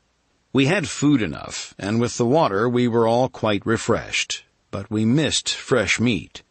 It had been weeks now since we had tasted it, and the sight of the reptiles gave me an idea that a steak or two from one of them might not be bad eating. So I went on deck with a rifle, 20 of which were aboard the U-33. At sight of me, a huge thing charged and climbed to the deck. I retreated to the top of the conning tower, and when it had raised its mighty bulk to the level of the little deck on which I stood, I let it have a bullet right between the eyes. The thing stopped then and looked at me a moment, as much as to say, "Why, this thing has a stinger. I must be careful." And then it reached out its long neck and opened its mighty jaws and grabbed for me. But I wasn't there. I had tumbled backward into the tower, and I mighty near killed myself doing it. When I glanced up, that little head on the end of its long neck was coming straight down on top of me. And once more I tumbled into greater safety, sprawling upon the floor of the centrale. Olson was looking up, and seeing what was poking about the tower, ran for an axe. Nor did he hesitate a moment when he returned with one, but sprang up the ladder and commenced chopping away at that hideous face. The thing didn't have sufficient brain pan to entertain more than a single idea at once. Though chopped and hacked, and with a bullet hole between its eyes, it still persisted madly in its attempt to get inside the tower and devour Olson, though its body was many times the diameter of the hatch. Nor did it cease its efforts until after Olson had succeeded in decapitating it. Then the two men went on deck through the main hatch, and while one kept watch, the other cut a hind quarter off Plesiosaurus olsoni, as Bradley dubbed the thing. Meantime, Olson cut off the long neck, saying that it would make fine soup. By the time we had cleared away the blood and refuse in the tower, the cook had juicy steaks and a steaming broth upon the electric stove, and the aroma arising from P. olsoni filled us with a hitherto unfelt admiration for him and all his kind. Chapter 5. The steaks we had that night, and they were fine, and the following morning we tasted the broth. It seemed odd to be eating a creature that should by all the laws of paleontology have been extinct for several million years. It gave one a feeling of newness that was almost embarrassing, although it didn't seem to embarrass our appetites. Olson ate until I thought he would burst. The girl ate with us that night at the little officer's mess just back of the torpedo compartment. The narrow table was unfolded, the 4 stools were set out, and for the first time in days we sat down to eat. and for the first time in weeks we had something to eat other than the monotony of the short rations of an impoverished U-boat. Nobbs sat between the girl and me and was fed with morsels of the plesiosaurus steak at the risk of forever contaminating his manners. He looked at me sheepishly all the time, for he knew that no well-bred dog should eat at table, but the poor fellow was so wasted from improper food that I couldn't enjoy my own meal had he been denied an immediate share in it. And anyway, Lise wanted to feed him, so there you are. Lise was coldly polite to me and sweetly gracious to Bradley and Olson. She wasn't of the gushing type, I knew, so I didn't expect much from her, and was duly grateful for the few morsels of attention she threw upon the floor to me. We had a pleasant meal, with only one unfortunate occurrence, when Olson suggested that possibly the creature we were eating was the same one that ate the German. It was some time before we could persuade the girl to continue her meal, but at last Bradley prevailed upon her, pointing out that we had come upstream nearly 40 miles since the Boche had been seized, and that during that time we had seen literally thousands of these denizens of the river, indicating that the chances were very remote that this was the same plesiosaur. And anyway, he concluded, it was only a scheme of Mr. Olson's to get all the steaks for himself. We discussed the future and ventured opinions as to what lay before us, but we could only theorize at best, for none of us knew. If the whole land was infested by these and similar horrid monsters, life would be impossible upon it, and we decided that we would only search long enough to find and take aboard fresh water and such meat and fruits as might be safely procurable, and then retrace our way beneath the cliffs to the open sea. And so at last we turned into our narrow bunks, hopeful, happy, and at peace with ourselves, our lives, and our God, to awaken the following morning refreshed and still optimistic. We had an easy time getting away, as we learned later, because the saurians do not commence to feed until late in the morning. From noon to midnight their curve of activity is at its height, while from dawn to about 9 o'clock it is lowest. As a matter of fact, we didn't see one of them all the time we were getting under way, though I had the cannon raised to the deck and manned against an assault. I hoped, but I was none too sure, that shells might discourage them. The trees were full of monkeys of all sizes and shades, and once we thought we saw a man-like creature watching us from the depth of the forest. Shortly after we resumed our course upstream, we saw the mouth of another and smaller river emptying into the main channel from the south, that is, upon our right. And almost immediately after we came upon a large island 5 or 6 miles in length. And at 50 miles there was a still larger river than the last, coming in from the northwest, the course of the main stream having now changed to northeast by southwest. The water was quite free from reptiles, and the vegetation upon the banks of the river had altered to more open and park-like forest, with eucalyptus and acacia mingled with a scattering of tree ferns, as though 2 distinct periods of geologic time had overlapped and merged. The grass, too, was less flowering, though there were still gorgeous patches mottling the greensward. And lastly, the fauna was less multitudinous. 6 or 7 miles farther, and the river widened considerably. Before us opened an expanse of water to the farther horizon, and then we sailed out upon an island sea so large that only a shoreline upon our side was visible to us. The waters all about us were alive with life.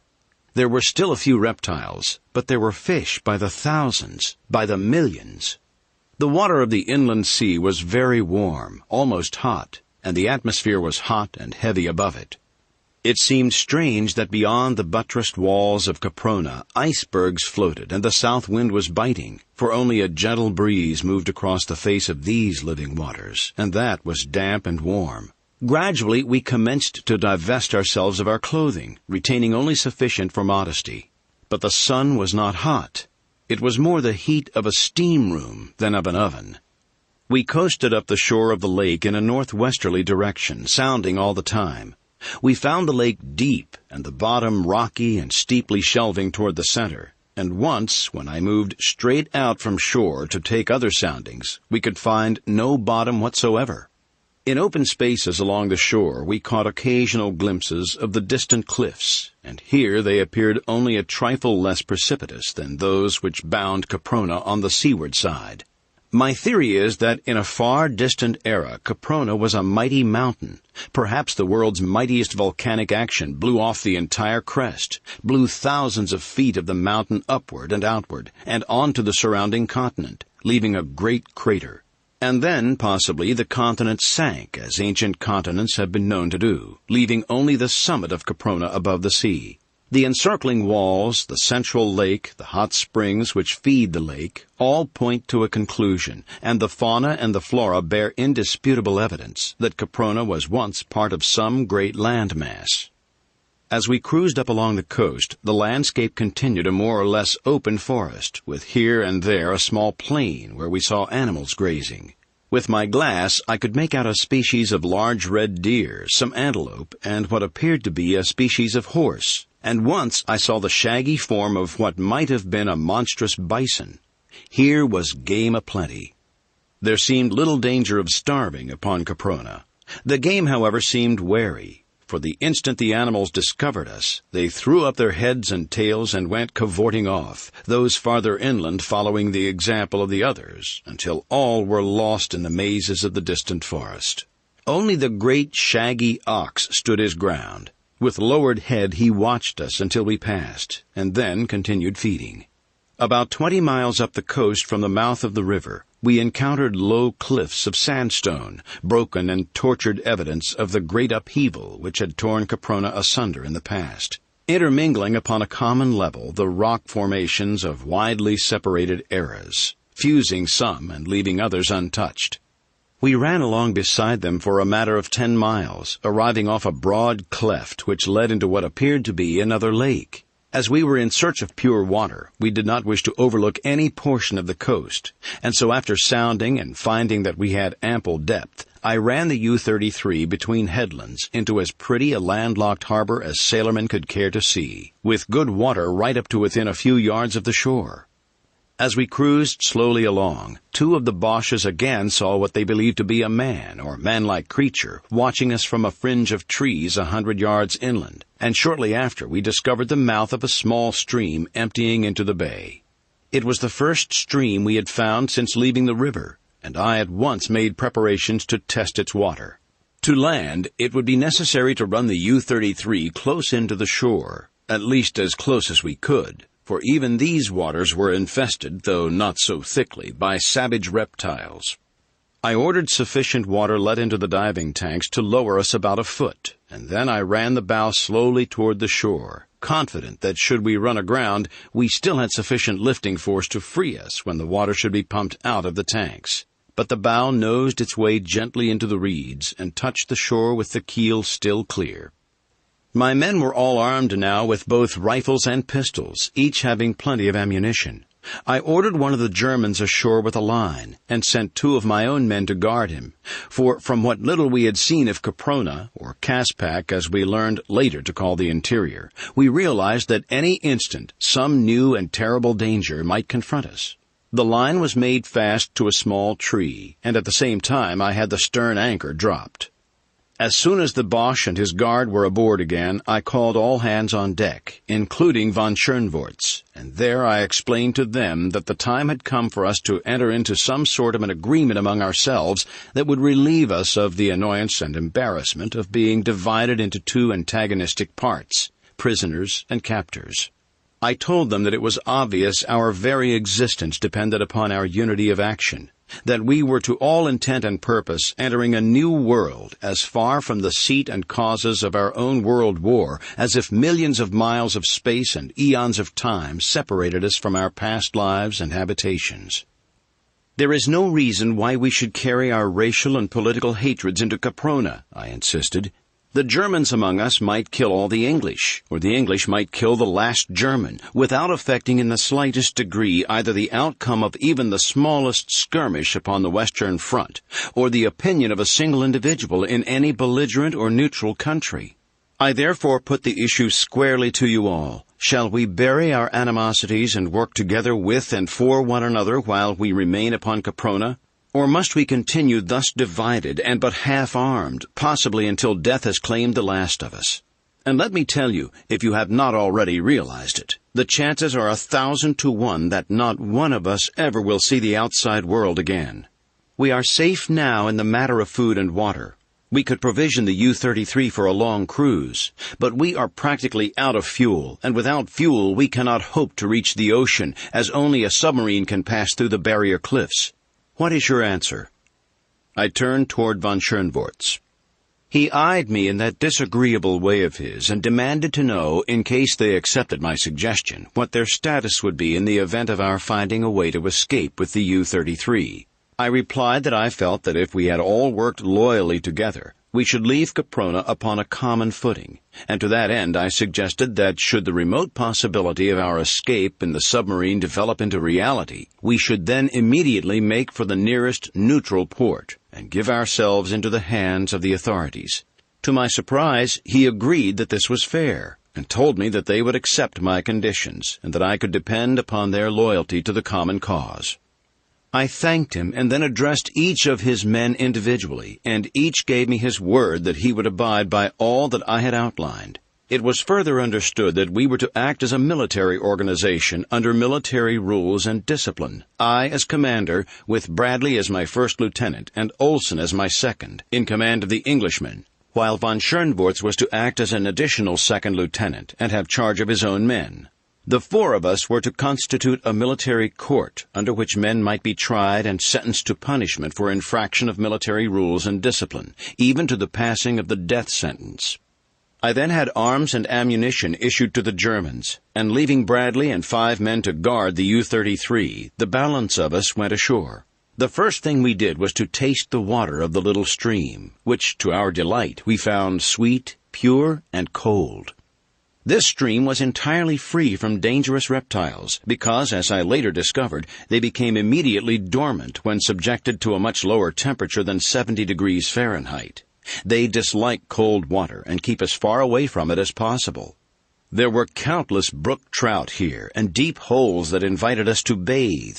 And along the bank of the stream were trees bearing a close resemblance to ash and beech and oak, their characteristics evidently induced by the lower temperature of the air above and the cold water, and by the fact that their roots were watered by the water from the stream rather than from the warm springs, which we afterward found in such abundance elsewhere.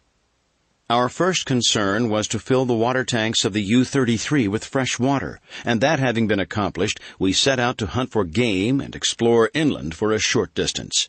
Olsen, von Schoenvorts, 2 Englishmen, and 2 Germans accompanied me, leaving 10 to guard the ship and the girl. I had intended leaving Nobbs behind, but he got away and joined me, and was so happy over it that I hadn't the heart to send him back. We followed the stream upward through a beautiful country for about 5 miles, and then came upon its source in a little boulder-strewn clearing. From among the rocks bubbled fully 20 ice-cold springs. North of the clearing rose sandstone cliffs to a height of some 50 to 75 feet, with tall trees growing at their base and almost concealing them from our view. To the west, the country was flat and sparsely wooded, and here it was that we saw our first game, a large red deer. It was grazing away from us and had not seen us when one of my men called my attention to it. Motioning for silence and having the rest of the party lie down, I crept toward the quarry, accompanied only by Whiteley. We got within 100 yards of the deer when he suddenly raised his antlered head and pricked up his great ears. We both fired at once and had the satisfaction of seeing the buck drop. Then we ran forward to finish him with our knives. The deer lay in a small open space close to a clump of acacias, and we had advanced to within several yards of our kill when we both halted suddenly and simultaneously. Whiteley looked at me, and I looked at Whiteley, and then we both looked back in the direction of the deer. "Blimey," he said. "What is it, sir?" "It looks to me, Whiteley, like an error," I said. "Some assistant god who had been creating elephants must have been temporarily transferred to the lizard department." "I wouldn't say that, sir," said Whiteley. "It sounds blasphemous."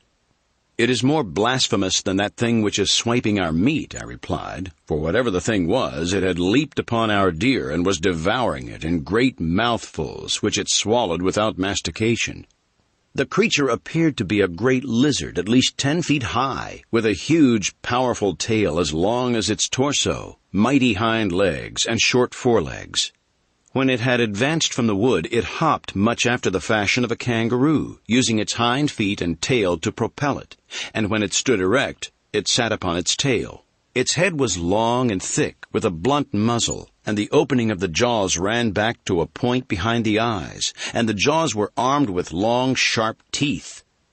The scaly body was covered with black and yellow spots about a foot in diameter and irregular in contour. These spots were outlined in red, with edgings about an inch wide. The underside of the chest, body, and tail were a greenish white. "What say we pot the bloomin' bird, sir?" suggested Whiteley. I told him to wait until I gave the word. Then we would fire simultaneously, he at the heart and I at the spine. "Hat the art, sir?" "Yes, sir," he replied, and raised his piece to his shoulder. Our shots rang together. The thing raised its head and looked about until its eyes rested upon us. Then it gave vent to a most appalling hiss that rose to the crescendo of a terrific shriek and came for us. "Beat it, Whiteley," I cried as I turned to run. We were about a quarter of a mile from the rest of our party and in full sight of them as they lay in the tall grass watching us. That they saw all that had happened was evidenced by the fact that they now rose and ran toward us, and at their head leaped Nobbs. The creature in our rear was gaining on us rapidly when Nobbs flew past me like a meteor and rushed straight for the frightful reptile. I tried to recall him, but he would pay no attention to me, and as I couldn't see him sacrificed, I too stopped and faced the monster. The creature appeared to be more impressed with Nobbs than by us and our firearms, for it stopped as the Airedale dashed at it growling and struck at him viciously with its powerful jaws. Nobbs, though, was lightning by comparison with the slow-thinking beast, and dodged his opponent's thrust with ease. Then he raced to the rear of the tremendous thing and seized it by the tail. There, Nobbs made the error of his life. Within that mottled organ were the muscles of a titan, the force of a dozen mighty catapults, and the owner of the tail was fully aware of the possibilities which it contained. With a single flip of the tip, it sent poor Nobbs sailing through the air 100 feet above the ground, straight back into the clump of acacias from which the beast had leaped upon our kill, and then the grotesque thing sank lifeless to the ground. Olsen and von Schoenvorts came up a minute later with their men. Then we all cautiously approached the still form upon the ground. The creature was quite dead, and an examination resulted in disclosing the fact that Whiteley's bullet had pierced its heart, and mine had severed the spinal cord. "But why didn't it die instantly?" I exclaimed. "Because," said von Schoenvorts in his disagreeable way, "the beast is so large, and its nervous organization of so low a caliber, that it took all this time for the intelligence of death to reach and be impressed upon the minute brain. The thing was dead when your bullet struck it, but it did not know it for several seconds, possibly a minute. If I am not mistaken, it is an Allosaurus of the Upper Jurassic, remains of which have been found in central Wyoming in the suburbs of New York." An Irishman by the name of Brady grinned. I afterward learned that he had served 3 years on the traffic squad of the Chicago police force. I had been calling Nobbs in the meantime and was about to set out in search of him, fearing, to tell the truth, to do so, lest I find him mangled and dead among the trees of the acacia grove, when he suddenly emerged from among the boles, his ears flattened, his tail between his legs, and his body screwed into a suppliant S. He was unharmed, except for minor bruises, but he was the most chastened dog I have ever seen. We gathered up what was left of the red deer after skinning and cleaning it, and set out upon our return journey toward the U-boat. On the way, Olsen, von Schoenvorts, and I discussed the needs of our immediate future, and we were unanimous in placing foremost the necessity of a permanent camp on shore. The interior of a U-boat is about as impossible and uncomfortable an abiding place as one can well imagine, and in this warm climate, and in warm water, it was almost unendurable. So we decided to construct a palisaded camp. Chapter 6. As we strolled slowly back toward the boat, planning and discussing this, we were suddenly startled by a loud and unmistakable detonation. "A shell from the U-33!" exclaimed von Schoenvorts. "What can be after signifying?" queried Olsen. "They are in trouble," I answered for all, "and it's up to us to get back to them. Drop that carcass," I directed the men carrying the meat, "and follow me." I set off at a rapid run in the direction of the harbor. We ran for the better part of a mile without hearing anything more from the direction of the harbor, and then I reduced the speed to a walk, for the exercise was telling on us who had been cooped up for so long in the confined interior of the U-33. Puffing and panting, we plodded on until within about a mile of the harbor we came upon a sight that brought us all up standing. We had been passing through a little heavier timber than was usual to this part of the country, when we suddenly emerged into an open space, in the center of which was such a band as might have caused the most courageous to pause. It consisted of upward of 500 individuals representing several species closely allied to man. There were anthropoid apes and gorillas. These I had no difficulty in recognizing, but there were other forms which I had never before seen, and I was hard put to it to say whether they were ape or man. Some of them resembled the corpse we had found upon the narrow beach against Caprona's seawall, while others were of a still lower type, more nearly resembling the apes, and yet others were uncannily man-like, standing there erect, being less hairy and possessing better-shaped heads. There was one among the lot, evidently the leader of them, who bore a close resemblance to the so-called Neanderthal man of La Chapelle-aux-Saints. There was the same short, stocky trunk upon which rested an enormous head, habitually bent forward into the same curvature as the back, the arms shorter than the legs, and the lower leg considerably shorter than that of modern man, the knees bent forward and never straightened. This creature, and one or two others who appeared to be of a lower order than he, yet higher than that of the apes, carried heavy clubs. The others were armed only with giant muscles and fighting fangs, nature's weapons. All were males, and all were entirely naked, nor was there upon even the highest among them a sign of ornamentation. At sight of us they turned with bared fangs and low growls to confront us. I did not wish to fire among them unless it became absolutely necessary, and so I started to lead my party around them. But the instant that the Neanderthal man guessed my intention, he evidently attributed it to cowardice upon our part, and with a wild cry he leaped toward us, waving his cudgel above his head. The others followed him, and in a minute we should have been overwhelmed.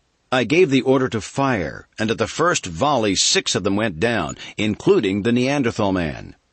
The others hesitated a moment and then broke for the trees, some running nimbly among the branches, while others lost themselves to us between the boles. Both von Schoenvorts and I noticed that at least 2 of the higher man-like types took to the trees quite as nimbly as the apes, while others that more nearly approached man in carriage and appearance sought safety upon the ground with the gorillas. An examination disclosed that 5 of our erstwhile opponents were dead, and the 6th, the Neanderthal man, was but slightly wounded, a bullet having glanced from his thick skull, stunning him.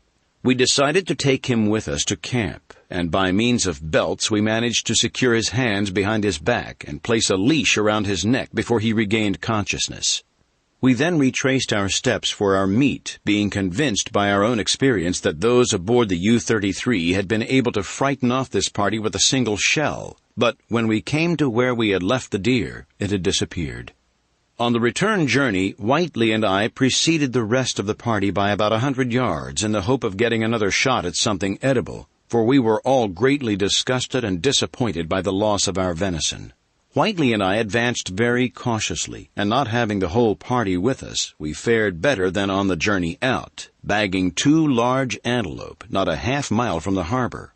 So with our game and our prisoner, we made a cheerful return to the boat, where we found that all were safe.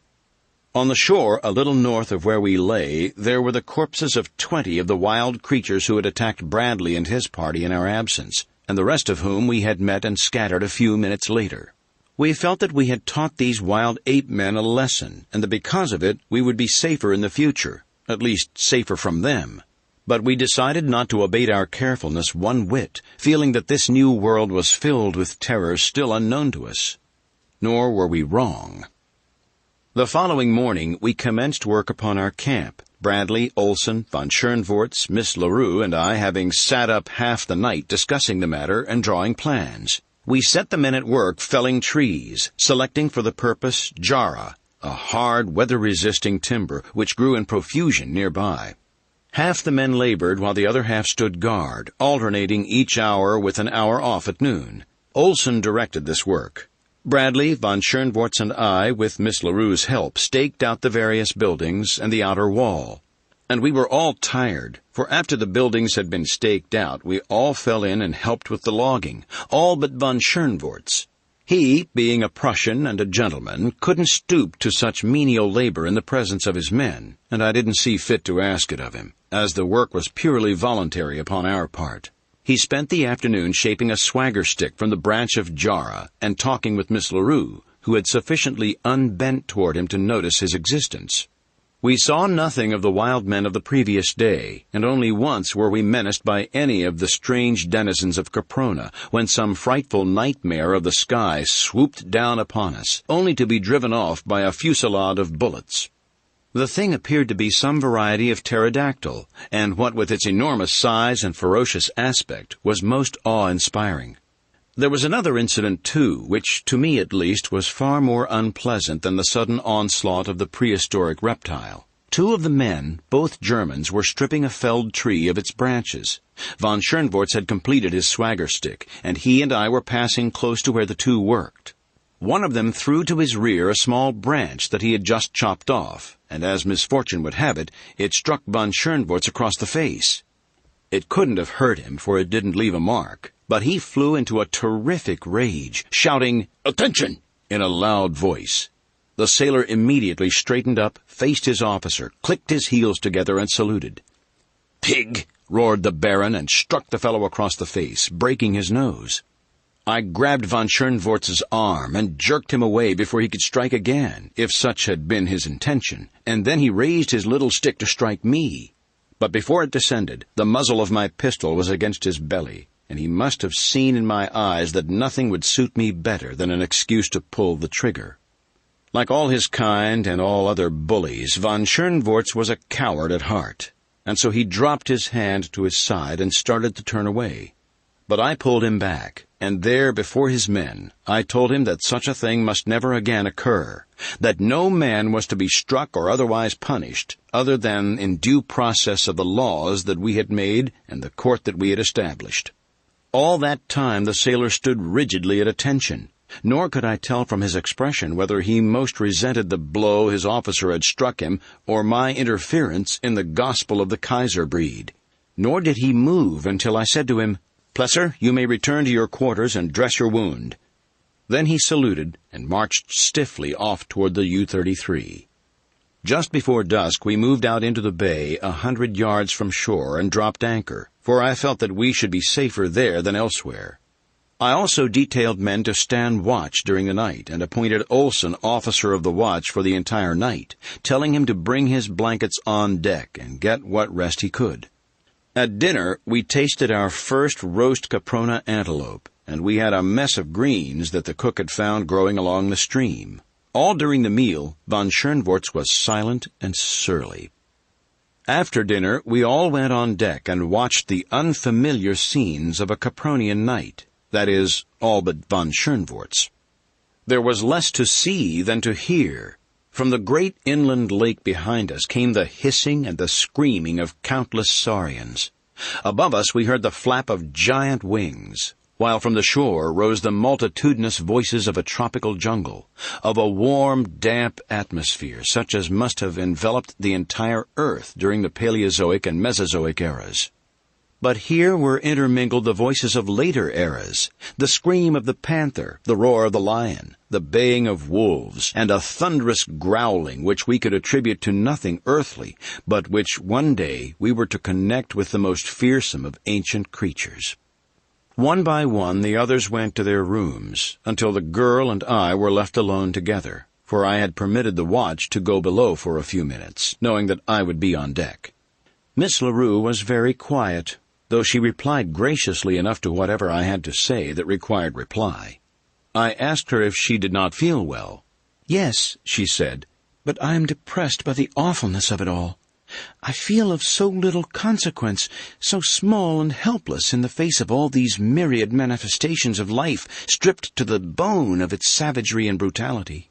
I realize as never before how cheap and valueless a thing is life. Life seems a joke, a cruel, grim joke. You are a laughable incident or a terrifying one, as you happen to be less powerful or more powerful than some other form of life which crosses your path. But as a rule, you are of no moment whatsoever to anything but yourself. You are a comic little figure, hopping from the cradle to the grave.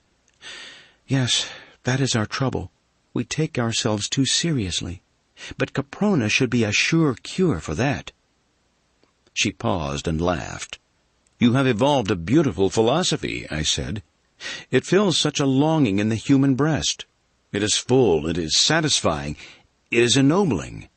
What wondrous strides toward perfection the human race might have made if the first man had evolved it, and it had persisted until now as the creed of humanity." "I don't like irony," she said. "It indicates a small soul." "What other sort of soul, then, would you expect from a comic little figure hopping from the cradle to the grave?" I inquired. "And what difference does it make, anyway, what you like and what you don't like? You are here for but an instant, and you mustn't take yourself too seriously." She looked up at me with a smile. "I imagine that I am frightened and blue," she said, "and I know that I am very, very homesick and lonely." There was almost a sob in her voice as she concluded. It was the first time that she had spoken thus to me. Involuntarily, I laid my hand upon hers where it rested on the rail. "I know how difficult your position is," I said, "but don't feel that you are alone. There is one here who would do anything in the world for you," I ended lamely. She did not withdraw her hand, and she looked up into my face with tears on her cheeks, and I read in her eyes the thanks her lips could not voice. Then she looked away across the weird moonlit landscape and sighed. Evidently her newfound philosophy had tumbled about her ears, for she was seemingly taking herself seriously. I wanted to take her in my arms and tell her how I loved her, and had taken her hand from the rail and started to draw her toward me when Olson came blundering up on deck with his bedding. The following morning we started building operations in earnest, and things progressed finely. The Neanderthal man was something of a care, for we had to keep him in irons all the time, and he was mighty savage when approached. But after a time he became more docile, and then we tried to discover if he had a language. Lise spent a great deal of time talking to him and trying to draw him out, but for a long while she was unsuccessful. It took us 3 weeks to build all the houses, which we constructed close by a cold spring some 2 miles from the harbor. We changed our plans a trifle when it came to building the palisade, for we found a rotted cliff nearby where we could get all the flat building stone we needed, and so we constructed a stone wall entirely around the buildings. It was in the form of a square, with bastions and towers at each corner, which would permit an enfilading fire along any side of the fort, and was about 135 feet square on the outside, with walls 3 feet thick at the bottom and about 1.5 feet wide at the top, and 15 feet high.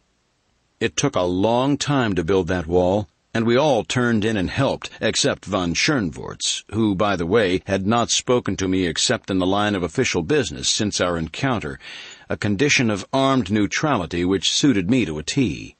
We have just finished it, the last touches being put on today. I quit about a week ago and commenced working on this chronicle for our strange adventures, which will account for any minor errors in chronology which may have crept in. There was so much material that I may have made some mistakes, but I think they are but minor and few. I see in reading over the last few pages that I neglected to state that Lise finally discovered that the Neanderthal man possessed a language. She had learned to speak it, and so have I to some extent.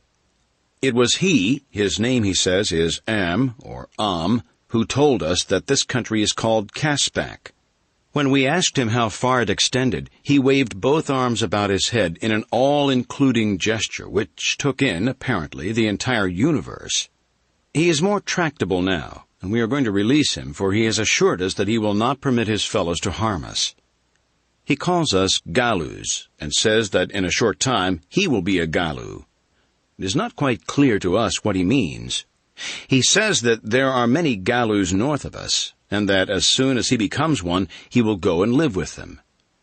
Am went out to hunt with us yesterday and was much impressed by the ease with which our rifles brought down antelopes and deer. We have been living on the fat of the land, having shown us the edible fruits, tubers, and herbs, and twice a week we go out after fresh meat. A certain proportion of this we dry and store away, for we do not know what may come. Our drying process is really smoking. We have also dried a large quantity of 2 varieties of cereal which grow wild a few miles south of us. One of these is a giant Indian maize, a lofty perennial, often 50 and 60 feet in height, with ears the size of a man's body and kernels as large as your fist. We have had to construct a second storehouse for the great quantity of this that we have gathered. September 3rd, 1916. 3 months ago today, the torpedo from the U-33 started me from the peaceful deck of the American liner upon the strange voyage which has ended here in Caspak. We have settled down to an acceptance of our fate, for all are convinced that none of us will ever see the outer world again. Am's repeated assertions that there are human beings like ourselves in Caspak have roused the men to a keen desire for exploration. I sent out one party last week under Bradley. Who is now free to go and come as he wishes, accompanied them. They marched about 25 miles due west, encountering many terrible beasts and reptiles, and not a few man-like creatures whom sent away. Here is Bradley's report of the expedition. Marched 15 miles the first day, camping on the bank of a large stream which runs southward. Game was plentiful, and we saw several varieties which we had not before encountered in Caspak. Just before making camp, we were charged by an enormous woolly rhinoceros, which Plesser dropped with a perfect shot. We had rhinoceros steaks for supper. Called the thing Attis. It was almost a continuous battle from the time we left the fort until we arrived at camp. The mind of man can scarce conceive the plethora of carnivorous life in this lost world, and their prey, of course, is even more abundant. The second day we marched about 10 miles to the foot of the cliffs, passed through dense forests close to the base of the cliffs, saw man-like creatures and a low order of ape in one band, and some of the men swore that there was a white man among them. They were inclined to attack us at first, but a volley from our rifles caused them to change their minds. We scaled the cliffs as far as we could, but near the top they are absolutely perpendicular, without any sufficient cleft or protuberance to give hand or foothold. All were disappointed, for we hungered for a view of the ocean and the outside world. We even had a hope that we might see and attract the attention of a passing ship. Our exploration has determined one thing which will probably be of little value to us, and never heard of beyond Caprona's walls. This crater was once entirely filled with water. Indisputable evidence of this is on the face of the cliffs. Our return journey occupied 2 days, and was as filled with adventure as usual. We are all becoming accustomed to adventure. It is beginning to pall on us. We suffered no casualties, and there was no illness. I had to smile as I read Bradley's report. In those 4 days, he had doubtless passed through more adventures than an African big game hunter experiences in a lifetime, and yet he covered it all in a few lines. Yes, we are becoming accustomed to adventure. Not a day passes that one or more of us does not face death at least once. Taught us a few things that have proved profitable and saved us much ammunition, which it is useless to expend except for food or in the last recourse of self-preservation. Now, when we are attacked by large flying reptiles, we run beneath spreading trees. When land carnivora threaten us, we climb into trees. And we have learned not to fire at any of the dinosaurs unless we can keep out of their reach for at least 2 minutes after hitting them in the brain or spine, or 5 minutes after puncturing their hearts. It takes them so long to die. To hit them elsewhere is worse than useless, for they do not seem to notice it, and we had discovered that such shots do not kill or even disable them. September 7th, 1916. Much has happened since I last wrote. Bradley is away again on another exploration expedition to the cliffs. He expects to be gone several weeks and to follow along their base in search of a point where they may be scaled. He took Sinclair, Brady, James, and Tippett with him. Has disappeared. He has been gone about 3 days, but the most startling thing I have on record is that von Schoenvorts and Olsen, while out hunting the other day, discovered oil about 15 miles north of us, beyond the sandstone cliffs. Olson says there is a geyser of oil there, and von Schoenvorts is making preparations to refine it. If he succeeds, we shall have the means for leaving Caspak and returning to our own world. I can scarce believe the truth of it. We are all elated to the seventh heaven of bliss. Pray God we shall not be disappointed. I have tried on several occasions to broach the subject of my love to Lise, but she will not listen. Chapter 7. October 8th, 1916. This is the last entry I shall make upon my manuscript. When this is done, I shall be through. Though I may pray that it reaches the haunts of civilized man, my better judgment tells me that it will never be perused by other eyes than mine, and that even though it should, it would be too late to avail me. I am alone upon the summit of the great cliff overlooking the broad Pacific. A chill south wind bites at my marrow, while far below me I can see the tropic foliage of Caspak on the one hand, and huge icebergs from the near Antarctic upon the other. Presently I shall stuff my folded manuscript into the thermos bottle I have carried with me for the purpose since I left the fort, Fort Dinosaur we named it, and hurl it far outward over the cliff top into the Pacific. What current washes the shore of Caprona I know not. Whether my bottle will be borne I cannot even guess. But I have done all that mortal man may do to notify the world of my whereabouts, and the dangers that threaten those of us who remain alive in Caspak, if there be any other than myself. About the 8th of September I accompanied Olson and von Schoenvorts to the oil geyser. Lise came with us, and we took a number of things which von Schoenvorts wanted for the purpose of erecting a crude refinery. We went up the coast some 10 or 12 miles in the U-33, tying up to shore near the mouth of a small stream which emptied great volumes of crude oil into the sea. I find it difficult to call this great lake by any other name. Then we disembarked and went inland about 5 miles, where we came upon a small lake entirely filled with oil, from the center of which a geyser of oil spouted. On the edge of the lake, we helped von Schoenvorts build his primitive refinery. We worked with him for 2 days until he got things fairly well started, and then we returned to Fort Dinosaur, as I feared that Bradley might return and be worried by our absence. The U-33 merely landed those of us that were to return to the fort, and then retraced its course toward the oil well. Olson, Whiteley, Wilson, Miss LaRue, and myself disembarked, while von Schoenvorts and his German crew returned to refine the oil. The next day, Plesser and 2 other Germans came down overland for ammunition. Plesser said they had been attacked by wild men and had exhausted a great deal of ammunition. He also asked permission to get some dried meat and maize, saying that they were so busy with the work of refining that they had no time to hunt. I let him have everything he asked for, and never once did a suspicion of their intentions enter my mind. They returned to the oil well the same day, while we continued with the multitudinous duties of camp life. For 3 days nothing of moment occurred. Bradley did not return, nor did we have any word from von Schoenvorts. In the evening, Lise and I went up into one of the bastion towers and listened to the grim and terrible nightlife of the frightful ages of the past.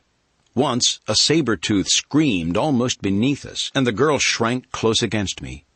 As I felt her body against mine, all the pent love of these 3 long months shattered the bonds of timidity and conviction, and I swept her up into my arms and covered her face and lips with kisses. She did not struggle to free herself, but instead her dear arms crept up about my neck and drew my own face even closer to hers. "You love me, Lise?" I cried. I felt her head nod an affirmative against my breast. "Tell me, Lise," I begged. "Tell me in words how much you love me." Low and sweet and tender came the answer. "I love you beyond all conception."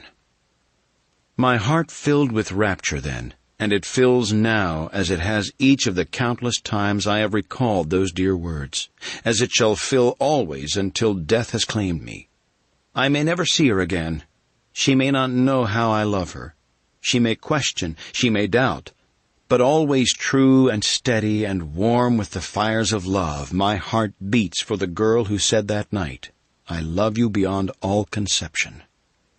For a long time we sat there upon the little bench constructed for the sentry that we had not as yet thought it necessary to post in more than one of the 4 towers. We learned to know one another better in those 2 brief hours than we had in all the months that had intervened since we had been thrown together.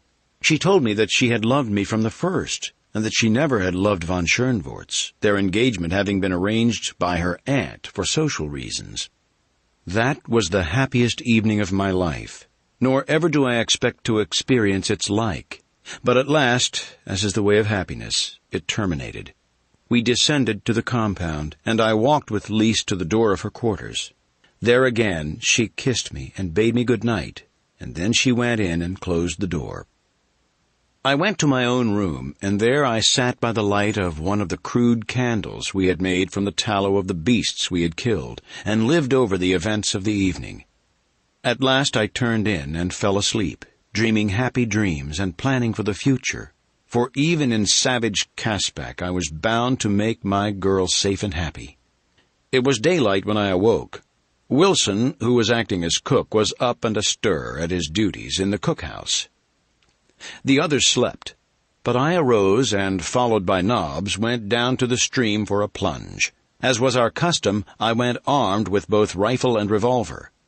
But I stripped and had my swim without further disturbance than the approach of a large hyena, a number of which occupied caves in the sandstone cliffs north of the camp. These brutes are enormous and exceedingly ferocious. I imagine they correspond with the cave hyena of prehistoric times. This fellow charged Nobbs, whose Capronian experiences had taught him that discretion is the better part of valor, with the result that he dived head foremost into the stream beside me after giving vent to a series of ferocious growls, which had no more effect upon Hyaenus Belinus than might a sweet smile upon an enraged tusker. Afterward I shot the beast, and Nobbs had a feast while I dressed, for he had become quite a raw meat-eater during our numerous hunting expeditions, upon which we always gave him a portion of the kill. Whiteley and Olson were up and dressed when we returned, and we all sat down to a good breakfast. I could not but wonder at Lisa's absence from the table, for she had always been one of the earliest risers in camp. So about 9 o'clock, becoming apprehensive lest she might be indisposed, I went to the door of her room and knocked. I received no response, though I finally pounded with all my strength. Then I turned the knob and entered, only to find that she was not there. Her bed had been occupied, and her clothing lay where she had placed it the previous night upon retiring. But Lise was gone. To say that I was distracted with terror would be to put it mildly. Though I knew she could not be in camp, I searched every square inch of the compound and all the buildings, yet without avail.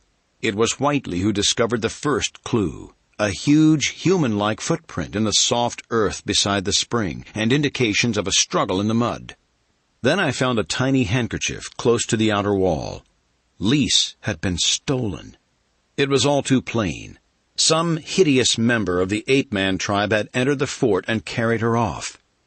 While I stood stunned and horrified at the frightful evidence before me, there came from the direction of the great lake an increasing sound that rose to the volume of a shriek. We all looked up, as the noise approached apparently just above us, and a moment later there followed a terrific explosion which hurled us to the ground. When we clambered to our feet, we saw a large section of the west wall torn and shattered. It was Olson who first recovered from his daze sufficiently to guess the explanation of the phenomenon. "A shell!" he cried. "And there ain't no shells in Caspak beside what's on the U-33. The dirty Boches are shelling the fort. Come on!" And he grasped his rifle and started on a run toward the lake. It was over 2 miles, but we did not pause until the harbor was in view, and still we could not see the lake because of the sandstone cliffs which intervened. We ran as fast as we could around the lower end of the harbor, scrambled up the cliffs, and at last stood upon their summit in full view of the lake. Far away down the coast, toward the river through which we had come to reach the lake, we saw upon the surface the outline of the U-33, black smoke vomiting from her funnel. Von Schoenvorts had succeeded in refining the oil. The cur had broken his every pledge and was leaving us there to our fates. He had even shelled the fort as a parting compliment. Nor could anything have been more truly Prussian than this leave-taking of the Baron Friedrich von Schönwartz. Olson, Whiteley, Wilson, and I stood for a moment looking at one another. It seemed incredible that man could be so perfidious, that we had really seen with our own eyes the thing that we had seen. But when we returned to the fort, the shattered wall gave us ample evidence that there was no mistake. Then we began to speculate as to whether it had been an ape-man or a Prussian that had abducted Lise. From what we knew of von Schönwartz, we would not have been surprised at anything from him, but the footprints by the spring seemed indisputable evidence that one of Caprona's undeveloped men had borne off the girl I loved. As soon as I had assured myself that such was the case, I made my preparations to follow and rescue her. Olson, Whiteley, and Wilson each wished to accompany me, but I told them that they were needed here, since with Bradley's party still absent and the Germans gone, it was necessary that we conserve our forces as far as might be possible.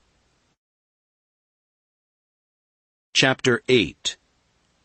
It was a sad leave-taking, as in silence I shook hands with each of the 3 remaining men. Even poor Nobbs appeared dejected as we quit the compound and set out upon the well-marked spoor of the abductor. Not once did I turn my eyes backward toward Fort Dinosaur. I have not looked upon it since, nor in all likelihood shall I ever look upon it again. The trail led northwest until it reached the western end of the sandstone cliffs to the north of the fort. There it ran into a well-defined path which wound northward into a country we had not as yet explored. It was a beautiful, gently rolling country, broken by occasional outcroppings of sandstone and by patches of dense forest, relieved by open, park-like stretches and broad meadows whereon grazed countless herbivorous animals.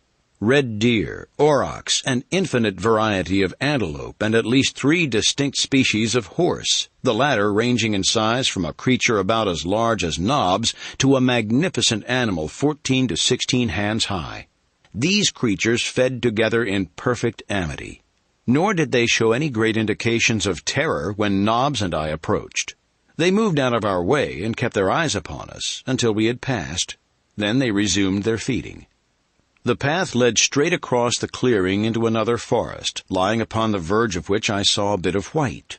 It appeared to stand out in marked contrast and incongruity to all its surroundings, and when I stopped to examine it, I found that it was a small strip of muslin, part of the hem of a garment. At once I was all excitement, for I knew that it was a sign left by Lise that she had been carried this way. It was a tiny bit torn from the hem of the undergarment that she wore in lieu of the night robes she had lost with the sinking of the liner. Crushing the bit of fabric to my lips, I pressed on even more rapidly than before, because I now knew that I was upon the right trail, and that up to this point at least, Lise still had lived. I made over 20 miles that day, for I was now hardened to fatigue, and accustomed to long hikes, having spent considerable time hunting and exploring in the immediate vicinity of camp. A dozen times that day was my life threatened by fearsome creatures of the earth or sky, though I could not but note that the farther north I traveled, the fewer were the great dinosaurs, though they still persisted in lesser numbers. On the other hand, the quantity of ruminants and the variety and frequency of carnivorous animals increased. Each square mile of castback harbored its terrors. At intervals along the way I found bits of muslin, and often they reassured me when otherwise I should have been doubtful of the trail to take where 2 crossed or where there were forks, as occurred at several points. And so, as night was drawing on, I came to the southern end of a line of cliffs loftier than any I had seen before, and as I approached them, there was wafted to my nostrils the pungent aroma of wood smoke. What could it mean? There could, to my mind, be but a single solution. Man abided close by, a higher order of man than we had as yet seen, other than the Neanderthal man. I wondered again, as I had so many times that day, if it had not been who stole Lise. Cautiously, I approached the flank of the cliffs, where they terminated in an abrupt escarpment, as though some all-powerful hand had broken off a great section of rock and set it upon the surface of the earth. It was now quite dark, and as I crept around the edge of the cliff, I saw at a little distance a great fire around which were many figures, apparently human figures, cautioning Nobbs to silence, and he had learned many lessons in the value of obedience since we had entered Caspak. I slunk forward, taking advantage of whatever cover I could find, until from behind a bush I could distinctly see the creatures assembled by the fire. They were human, and yet not human. I should say that they were a little higher in the scale of evolution than possibly occupying a place of evolution between that of the Neanderthal man and what is known as the Grimaldi race. Their features were distinctly negroid, though their skins were white. A considerable portion of both torso and limbs were covered with short hair, and their physical proportions were in many respects ape-like, though not so much so as were Ahm's. They carried themselves in a more erect position, although their arms were considerably longer than those of the Neanderthal man. As I watched them, I saw that they possessed a language, that they had knowledge of fire, and that they carried besides the wooden clubs of a thing which resembled a crude stone hatchet. Evidently they were very low in the scale of humanity, but they were a step upward from those I had previously seen in Caspak. But what interested me most was the slender figure of a dainty girl, clad only in a thin bit of muslin, which scarce covered her knees, a bit of muslin torn and ragged about the lower hem. It was Lise, and she was alive, and so far as I could see, unharmed. A huge brute with thick lips and prognathous jaw stood at her shoulder. He was talking loudly and gesticulating wildly. I was close enough to hear his words, which were similar to the language of though much fuller, for there were many words I could not understand. However, I caught the gist of what he was saying, which in effect was that he had found and captured this Galu, and that she was his, and that he defied anyone to question his right of possession. It appeared to me, as I afterward learned was the fact, that I was witnessing the most primitive of marriage ceremonies. The assembled members of the tribe looked on and listened in a sort of dull and perfunctory apathy, for the speaker was by far the mightiest of the clan. There seemed no one to dispute his claims when he said, or rather shouted, in stentorian tones, "I am Tsa. This is my she. Who wishes her more than Tsa?" "I do," I said in the language of and I stepped out into the firelight before them. Lise gave a little cry of joy and started toward me, but Tsa grasped her arm and dragged her back. "Who are you?" shrieked Tsa. "I kill, I kill, I kill." "The she is mine," I replied, "and I have come to claim her.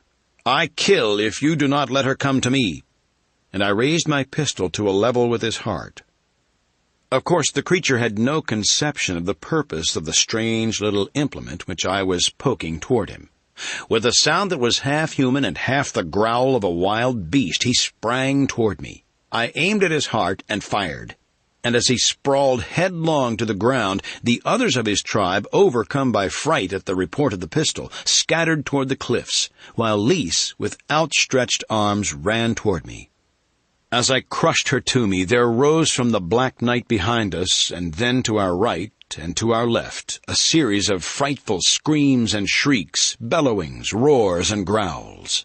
It was the nightlife of this jungle world coming into its own. The huge carnivorous nocturnal beasts which make the nights of Caspak hideous. A shuddering sob ran through Lisa's figure. "Oh, God," she cried, "give me the strength to endure for his sake." I saw that she was upon the verge of a breakdown, after all that she must have passed through of fear and horror that day, and I tried to quiet and reassure her as best I might. But even to me the future looked most unpromising, for what chance of life had we against the frightful hunters of the night, who even now were prowling closer to us? Now I turned to see what had become of the tribe, and in the fitful glare of the fire I perceived that the face of the cliff was pitted with large holes, into which the man-things were clambering. "Come," I said to Lise, "we must follow them. We cannot last a half-hour out here. We must find a cave." Already we could see the blazing green eyes of the hungry carnivora. I seized a brand from the fire and hurled it out into the night, and there came back an answering chorus of savage and rageful protest. But the eyes vanished for a short time.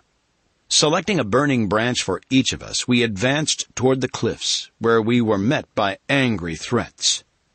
"They will kill us," said Lise. "We may as well keep on in search of another refuge." "They will not kill us so surely as will those others out there," I replied. "I'm going to seek shelter in one of these caves, nor will the man-things prevent." And I kept on in the direction of the cliff's base. A huge creature stood upon a ledge and brandished his stone hatchet. "Come, and I will kill you and take the she," he boasted. "You saw how Tsa fared when he would have kept my she," I replied in his own tongue. "Thus will you fare, and all your fellows, if you do not permit us to come in peace among you out of the dangers of the night." "Go north," he screamed. "Go north among the Galus, and we will not harm you. Some day will we be Galus, but now we are not. You do not belong among us. Go away, or we will kill you. The she may remain if she is afraid, and we will keep her, but the he must depart." "The he won't depart," I replied, and approached still nearer. Rough and narrow ledges formed by nature gave access to the upper caves. A man might scale them if unhampered and unhindered, but to clamber upward in the face of a belligerent tribe of half-men and with a girl to assist was beyond my capability. "I do not fear you," screamed the creature. "You were close to Tsa, but I am far above you. You cannot harm me as you harmed Tsa. Go away." I placed a foot upon the lowest ledge and clambered upward, reaching down and pulling Lise to my side. Already I felt safer. Soon we would be out of danger of the beasts again closing in upon us.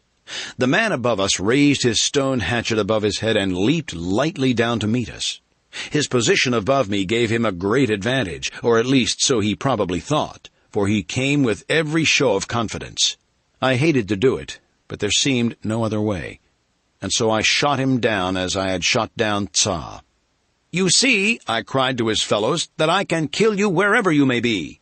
A long way off I can kill you as well as I can kill you nearby. Let us come among you in peace. I will not harm you if you do not harm us. We will take a cave high up. Speak." "Come then," said one. "If you will not harm us, you may come. Take Tsa's hole, which lies above you."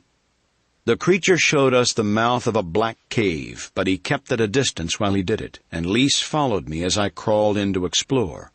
I had matches with me, and in the light of one I found a small cavern with a flat roof and floor which followed the cleavage of the strata. Pieces of the roof had fallen at some long-distant date, as was evidenced by the depth of filth and rubble in which they were embedded. Even a superficial examination revealed the fact that nothing had ever been attempted that might have improved the livability of the cavern. Nor, should I judge, had it ever been cleaned out. With considerable difficulty I loosened some of the larger pieces of broken rock which littered the floor and placed them as a barrier before the doorway. It was too dark to do more than this. I then gave Lise a piece of dried meat, and sitting inside the entrance, we dined as must have some of our ancient forebears at the dawning of the age of man, while far below the open diapason of the savage night rose weird and horrifying to our ears. In the light of the great fire still burning, we could see huge, skulking forms, and in the blacker background, countless flaming eyes. Lise shuddered, and I put my arm around her and drew her to me, and thus we sat throughout the hot night. She told me of her abduction and of the fright she had undergone, and together we thanked God that she had come through unharmed, because the great brute had dared not pause along the danger-infested way. She said that they had but just reached the cliffs when I arrived, for on several occasions her captor had been forced to take to the trees with her to escape the clutches of some hungry cave lion or saber-toothed tiger, and that twice they had been obliged to remain for considerable periods before the beasts had retired. Nobbs, by dint of much scrambling and one or two narrow escapes from death, had managed to follow us up the cliff, and was now curled between me and the doorway, having devoured a piece of the dried meat, which he seemed to relish immensely. He was the first to fall asleep, but I imagine we must have followed suit soon, for we were both tired. I had laid aside my ammunition belt and rifle, though both were close beside me, but my pistol I kept in my lap beneath my hand. However, we were not disturbed during the night, and when I awoke the sun was shining on the tree-tops in the distance. Lisa's head had drooped to my breast, and my arm was still about her. Shortly afterward, Lisa woke, and for a moment she could not seem to comprehend her situation. She looked at me and then turned and glanced at my arm about her. And then she seemed quite suddenly to realize the scantiness of her apparel and drew away, covering her face with her palms and blushing furiously. I drew her back toward me and kissed her, and then she threw her arms about my neck and wept softly in mute surrender to the inevitable. It was an hour later before the tribe began to stir about. We watched them from our apartment, as Lise called it. Neither men nor women wore any sort of clothing or ornaments, and they all seemed to be about of an age, nor were there any babies or children among them. This was to us the strangest and most inexplicable of facts, but it recalled to us that though we had seen many of the lesser-developed wild people of Caspak, we had never yet seen a child or an old man or woman. After a while they became less suspicious of us, and then quite friendly in their brutish way. They picked at the fabric of our clothing, which seemed to interest them, and examined my rifle and pistol and the ammunition in the belt around my waist. I showed them the thermos bottle, and when I poured a little water from it, they were delighted, thinking that it was a spring which I carried about with me, a never-failing source of water supply. One thing we both noticed about their other characteristics: they never laughed nor smiled, and then we remembered that had never done so either. I asked them if they knew but they said they did not. One of them said, "Back there we may have known him," and he jerked his head to the south. "You came from back there?" I asked. He looked at me in surprise. "We all come from there," he said. "After a while we go there." And this time he jerked his head toward the north. "Be Galus," he concluded. Many times now had we heard this reference to becoming Galus. Had spoken of it many times. Lise and I decided that it was a sort of original religious conviction, as much a part of them as their instinct for self-preservation, a primal acceptance of a hereafter and a holier state. It was a brilliant theory, but it was all wrong.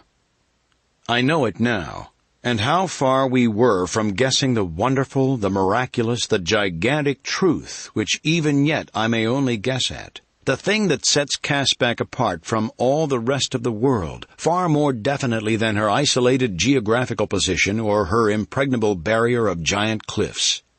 If I could live to return to civilization, I should have meat for the clergy and the laymen to chew upon for years, and for the evolutionists, too. After breakfast, the men set out to hunt, while the women went to a large pool of warm water covered with a green scum and filled with billions of tadpoles. They waded into where the water was about a foot deep and lay down in the mud. They remained there from 1 to 2 hours, and then returned to the cliff. While we were with them, we saw this same thing repeated every morning. But though we asked them why they did it, we could get no reply which was intelligible to us. All they vouchsafed in way of explanation was the single word, Ata. They tried to get Lise to go in with them, and could not understand why she refused. After the first day, I went hunting with the men, leaving my pistol and knobs with Lise, but she never had to use them, for no reptile or beast ever approached the pool while the women were there, nor, as far as we know, at other times. There was no spoor of wild beast in the soft mud along the banks, and the water certainly didn't look fit to drink. This tribe lived largely upon the smaller animals, which they bowled over with their stone hatchets after making a wide circle about their quarry and driving it so that it had to pass close to one of their number.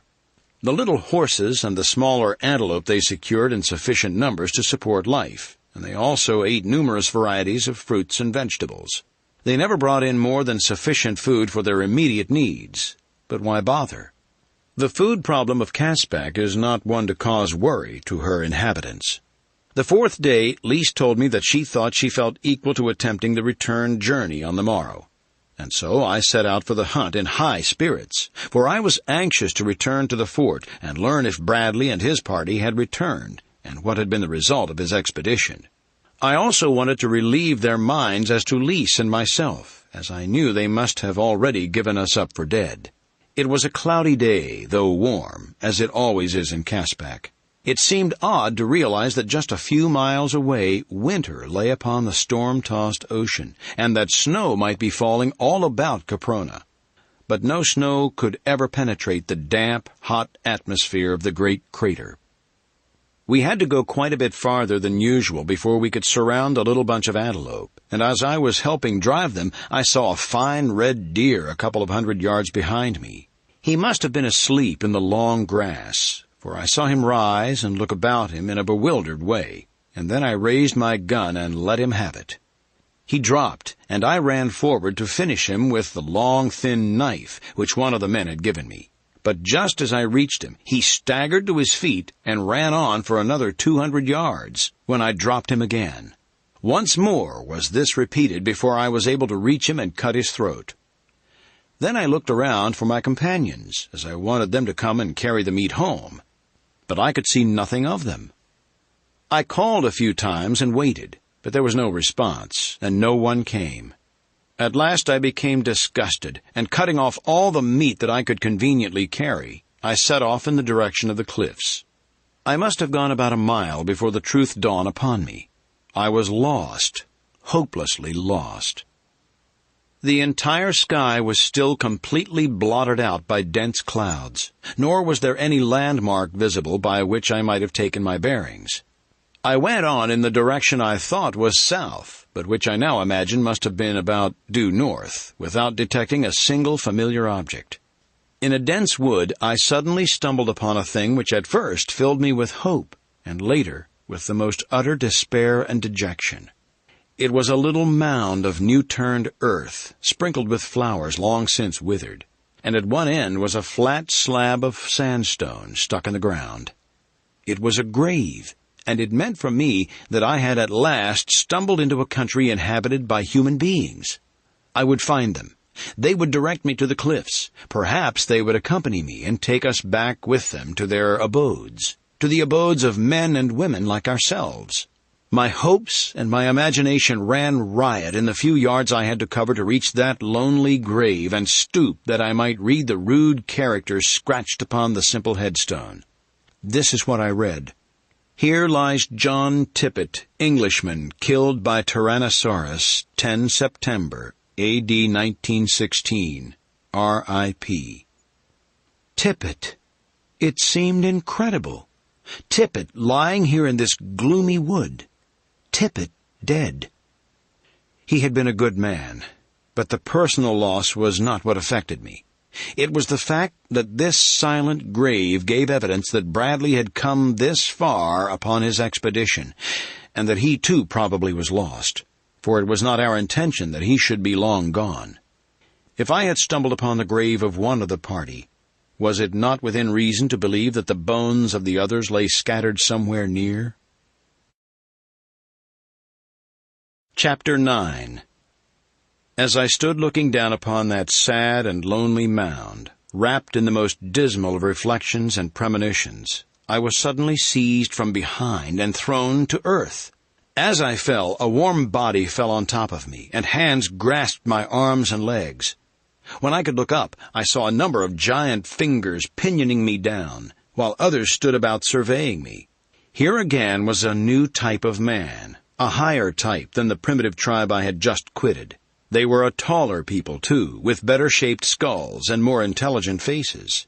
There were less of the ape characteristics about their features, and less of the negroid, too.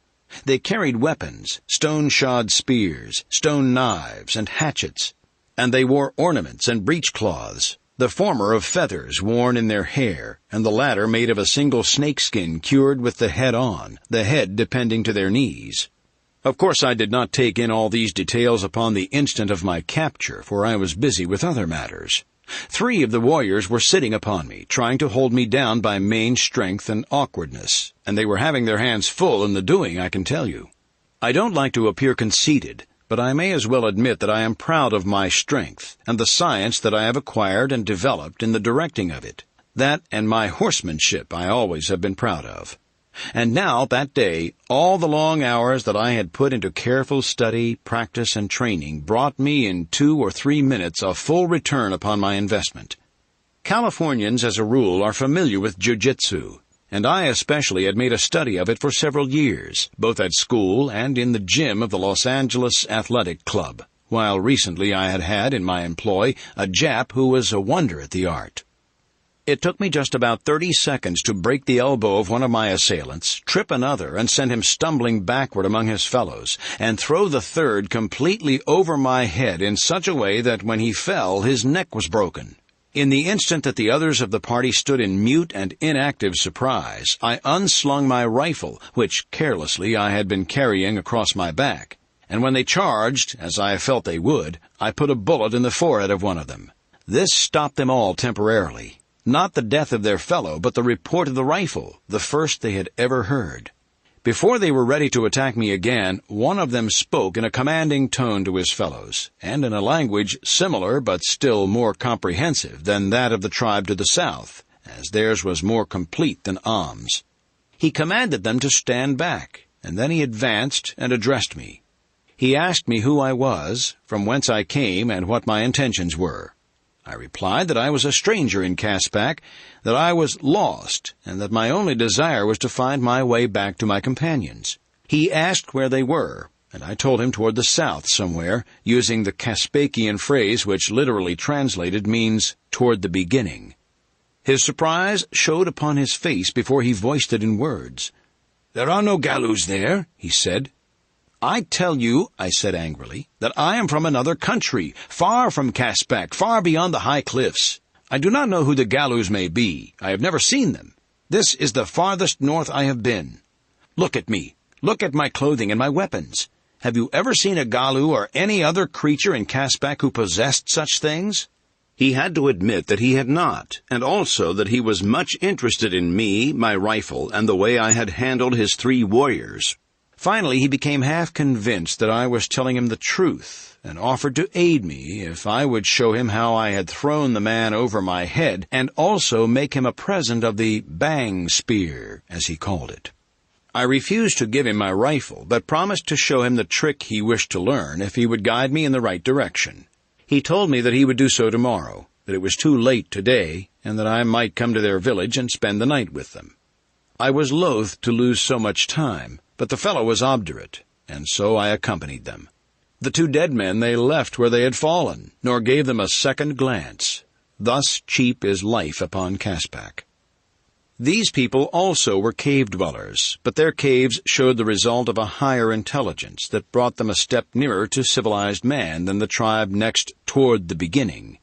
The interiors of their caverns were cleared of rubbish, though still far from clean, and they had pallets of dried grasses covered with the skins of leopard, lynx, and bear, while before the entrances were barriers of stone and small, rudely circular stone ovens.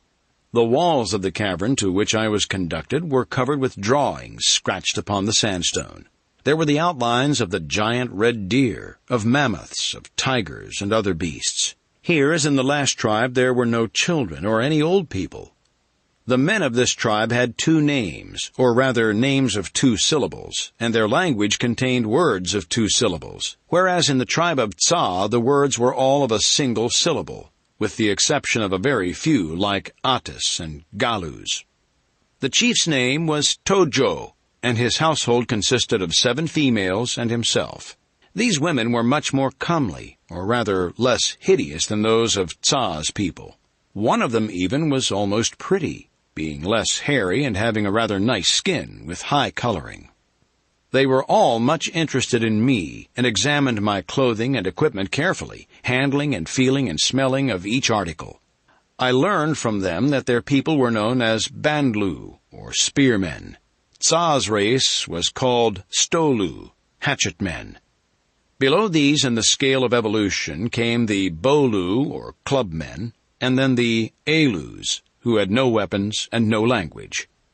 In that word I recognized what to me seemed the most remarkable discovery I had made upon Caprona, for unless it were mere coincidence, I had come upon a word that had been handed down from the beginning of spoken language upon earth, been handed down for millions of years, perhaps with little change. It was the sole remaining thread of the ancient woof of a dawning culture, which had been woven when Caprona was a fiery mount upon a great land mass teeming with life. It linked the unfathomable then to the eternal now. And yet it may have been pure coincidence. My better judgment tells me that it is coincidence that in Caspek the term for speechless man is elus, and in the outer world of our own day it is alelus. The comely woman of whom I spoke was called Sota, and she took such a lively interest in me that Tojo finally objected to her attentions, emphasizing his displeasure by knocking her down and kicking her into a corner of the cavern.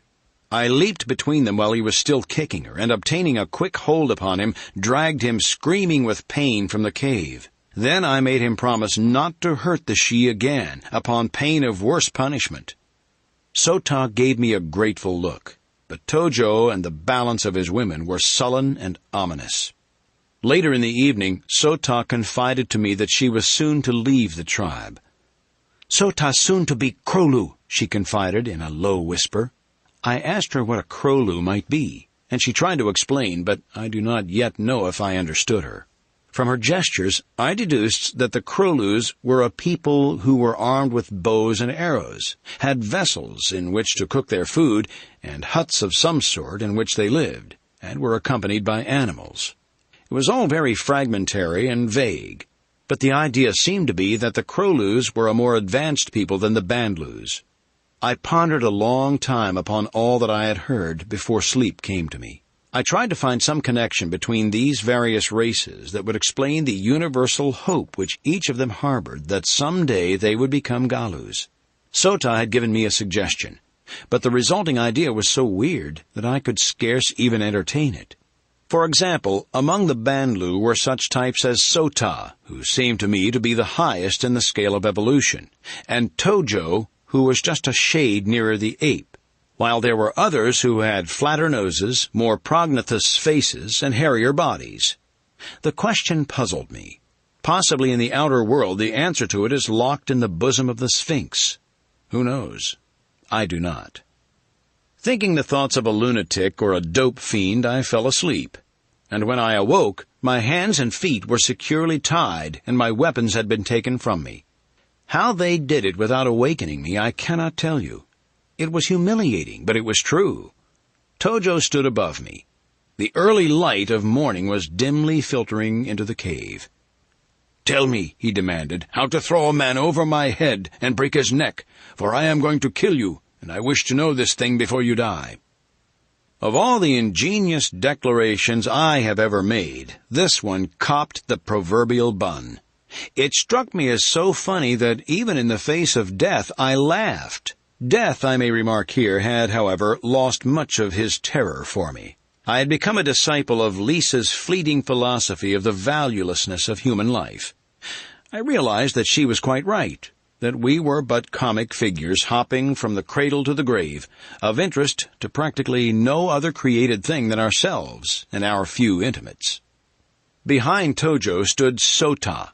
She raised one hand with the palm toward me, the Caspakian equivalent of a negative shake of the head. "Let me think about it," I parried, and Tojo said that he would wait until night. He would give me a day to think it over. Then he left, and the women left. The men for the hunt, and the women, as I later learned from Sota, for the warm pool where they immersed their bodies, as did the shes of the Stolu.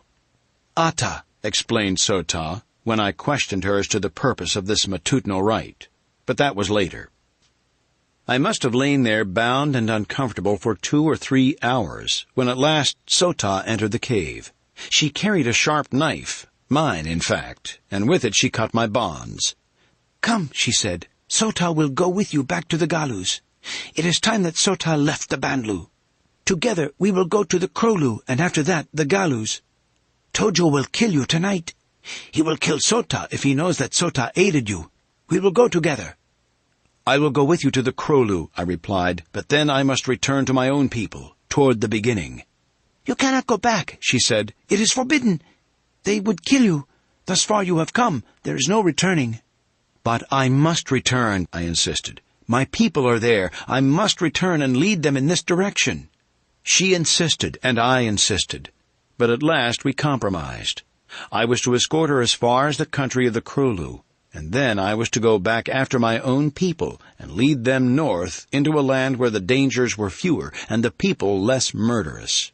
She brought me all my belongings that had been filched from me, rifle, ammunition, knife, and thermos bottle, and then, hand in hand, we descended the cliff and set off toward the north. For 3 days we continued upon our way, until we arrived outside a village of thatched huts just at dusk. Sota said that she would enter alone. I must not be seen if I did not intend to remain, as it was forbidden that one should return and live after having advanced this far. So she left me. She was a dear girl, and a staunch and true comrade, more like a man than a woman. In her simple barbaric way she was both refined and chaste. She had been the wife of Tojo.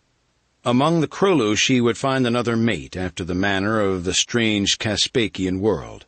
But she told me very frankly that whenever I returned, she would leave her mate and come to me, as she preferred me above all others. I was becoming a ladies' man after a lifetime of bashfulness. At the outskirts of the village I left her without even seeing the sort of people who inhabited it, and set off through the growing darkness toward the south. On the 3rd day I made a detour westward to avoid the country of the Bandlu, as I did not care to be detained by a meeting with Tojo. On the 6th day I came to the cliffs of the Stolu, and my heart beat fast as I approached them, for here was Lise. Soon I would hold her tight in my arms again. Soon her warm lips would merge with mine. I felt sure that she was still safe among the hatchet people, and I was already picturing the joy and the love light in her eyes when she should see me once more as I emerged from the last clump of trees and almost ran toward the cliffs. It was late in the morning. The women must have returned from the pool, yet as I drew near I saw no sign of life whatever. They have remained longer, I thought. But when I was quite close to the base of the cliffs, I saw that which dashed my hopes and my happiness to earth. Strewn along the ground were a score of mute and horrible suggestions of what had taken place during my absence. Bones, picked clean of flesh, the bones of man-like creatures, the bones of many of the tribe of Stolu, nor in any cave was there sign of life. Closely I examined the ghastly remains, fearful each instant that I should find the dainty skull that would shatter my happiness for life. But though I searched diligently, picking up every one of the 20-odd skulls, I found none that was the skull of a creature but slightly removed from the ape. Hope then still lived. For another 3 days I searched north and south, east and west for the hatchetmen of Caspak, but never a trace of them did I find.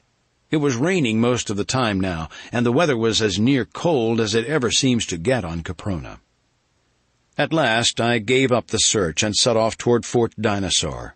For a week filled with the terrors and dangers of a primeval world, I pushed on in the direction I thought was south. The sun never shone. The rain scarcely ever ceased falling. The beasts I met with were fewer in number, but infinitely more terrible in temper. Yet I lived on until there came to me the realization that I was hopelessly lost, that a year of sunshine would not again give me my bearings. And while I was cast down by this terrifying knowledge, the knowledge that I never again could find Lise, I stumbled upon another grave, the grave of William James, with its little crude headstone and its scrawled characters recording that he had died upon the 13th of September, killed by a saber-toothed tiger. I think that I almost gave up then. Never in my life have I felt more hopeless or helpless or alone. I was lost. I could not find my friends. I did not even know that they still lived. In fact, I could not bring myself to believe that they did. I was sure that Lise was dead. I wanted myself to die. And yet I clung to life, useless and hopeless and harrowing a thing as it had become.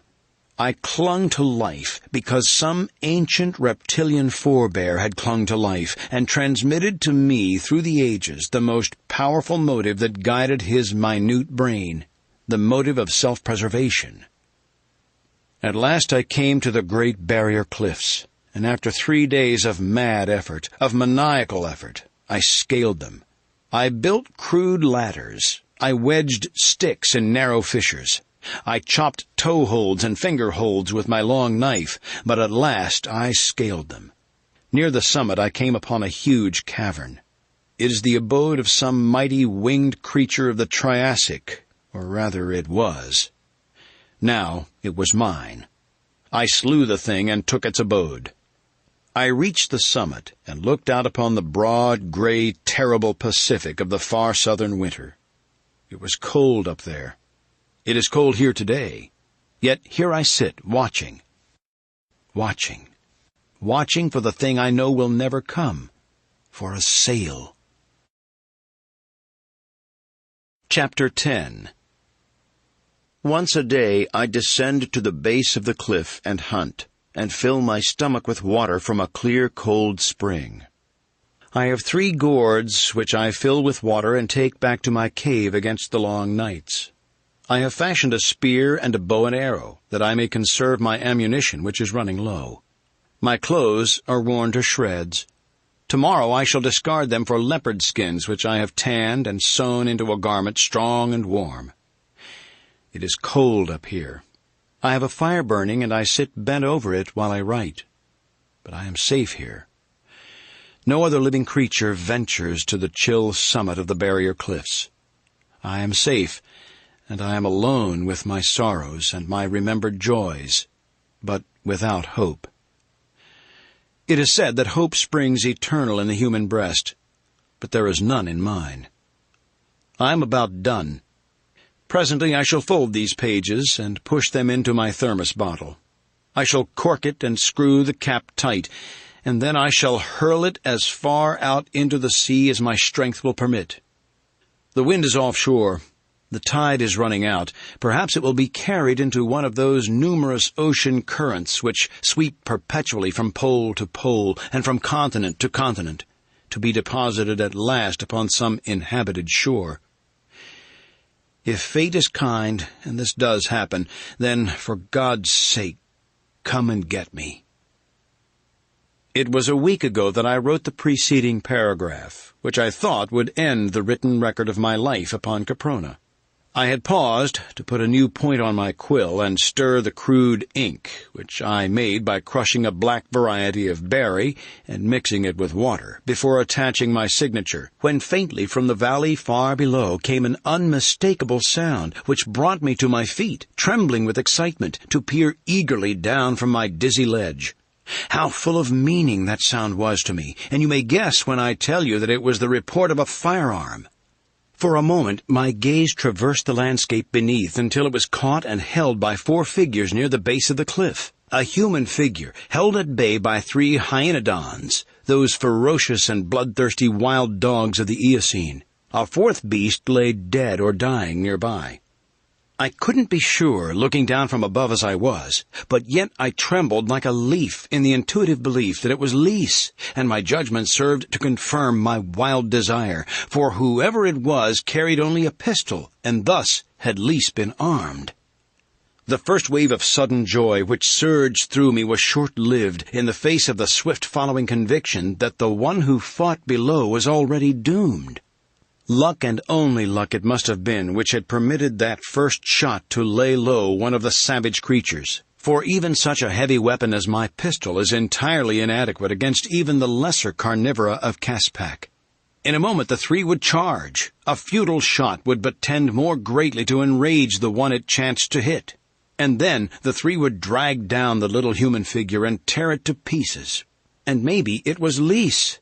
My heart stood still at the thought, but mind and muscle responded to the quick decision I was forced to make. There was but a single hope, a single chance, and I took it. I raised my rifle to my shoulder and took careful aim. It was a long shot, a dangerous shot, for unless one is accustomed to it, shooting from a considerable altitude is most deceptive work. There is, though, something about marksmanship which is quite beyond all scientific laws. Upon no other theory can I explain my marksmanship of that moment. 3 times my rifle spoke, 3 quick, short syllables of death. I did not take conscious aim, and yet, at each report, a beast crumpled in its tracks. From my ledge to the base of the cliff is a matter of several thousand feet of dangerous climbing. Yet I venture to say that the first ape from whose loins my line has descended never could have equaled the speed with which I literally dropped down the face of that rugged escarpment. The last 200 feet is over a steep incline of loose rubble to the valley bottom, and I had just reached the top of this when there arose to my ears an agonized cry, "Bowen! Bowen! Quick, my love, quick!" I had been too much occupied with the dangers of the descent to glance down toward the valley, but that cry which told me that it was indeed Lise, and that she was again in danger, brought my eyes quickly upon her in time to see a hairy, burly brute seize her and start off at a run toward the nearby wood. From rock to rock, chamois-like, I leaped downward toward the valley, in pursuit of Lise and her hideous abductor.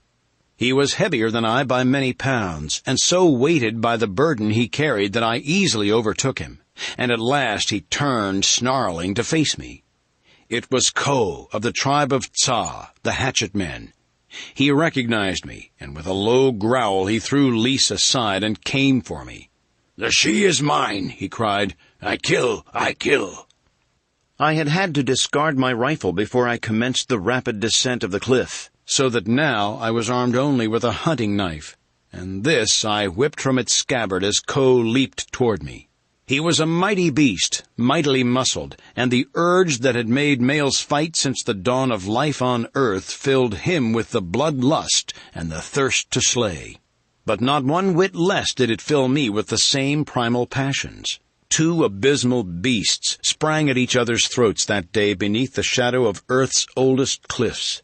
The man of now and the man-thing of the earliest forgotten then, imbued by the same deathless passion that has come down unchanged through all the epochs, periods, and eras of time from the beginning, and which shall continue to the incalculable end.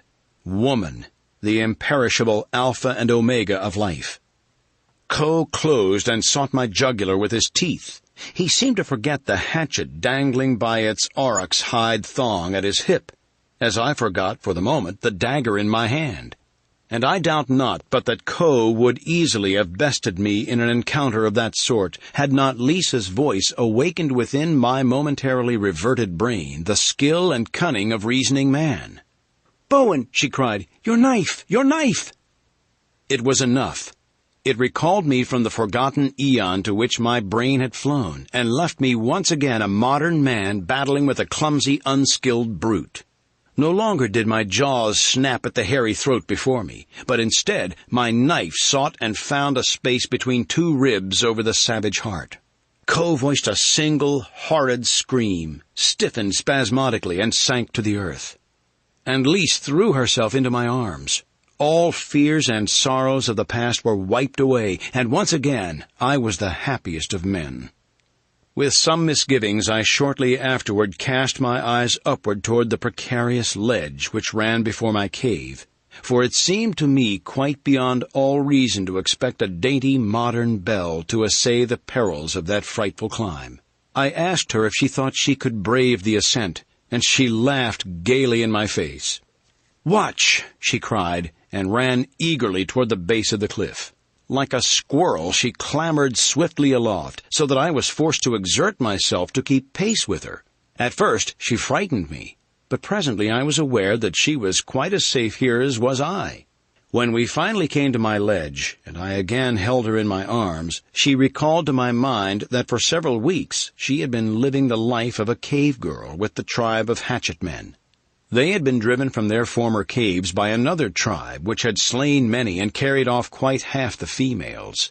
And the new cliffs to which they had flown had proven far higher and more precipitous, so that she had become, through necessity, a most practiced climber. She told me of Ko's desire for her, since all his females had been stolen, and of how her life had been a constant nightmare of terror as she sought by night and by day to elude the great brute. For a time, Nobbs had been all the protection she required, but one day he disappeared, nor has she seen him since. She believes that he was deliberately made away with, and so do I, for we both are sure that he never would have deserted her. With her means of protection gone, Lise was now at the mercy of the hatchet man. nor was it many hours before he had caught her at the base of the cliff and seized her. But as he bore her triumphantly aloft toward his cave, she had managed to break loose and escape him. "For 3 days he has pursued me," she said, "through this horrible world. How I have passed through in safety I cannot guess, nor how I have always managed to outdistance him. Yet I have done it, until just as you discovered me. Fate was kind to us, Bowen." I nodded my head in assent and crushed her to me. And then we talked and planned as I cooked antelope steaks over my fire, and we came to the conclusion that there was no hope of rescue, that she and I were doomed to live and die upon Caprona. Well, it might be worse. I would rather live here always with Lise than to live elsewhere without her. And she, dear girl, says the same of me. But I am afraid of this life for her. It is a hard, fierce, dangerous life, and I shall pray always that we shall be rescued from it, for her sake. That night the clouds broke, and the moon shone down upon our little ledge. And there, hand in hand, we turned our faces toward heaven and plighted our troth beneath the eyes of God. No human agency could have married us more sacredly than we are wed. We are man and wife, and we are content. If God wills it, we shall live out our lives here. If he wills otherwise, then this manuscript, which I shall now consign to the inscrutable forces of the sea, shall fall into friendly hands. However, we are each without hope. And so we say goodbye in this, our last message to the world beyond the barrier cliffs. Signed, Bowen J. Tyler, Jr., Lise LaRue Tyler. The preceding audiobook presentation was produced and copyrighted by Audio Realms, Inc., and may not be copied, reproduced, nor distributed in any way without express written permission. Audio Realms, sci-fi, fantasy, and horror for your mind.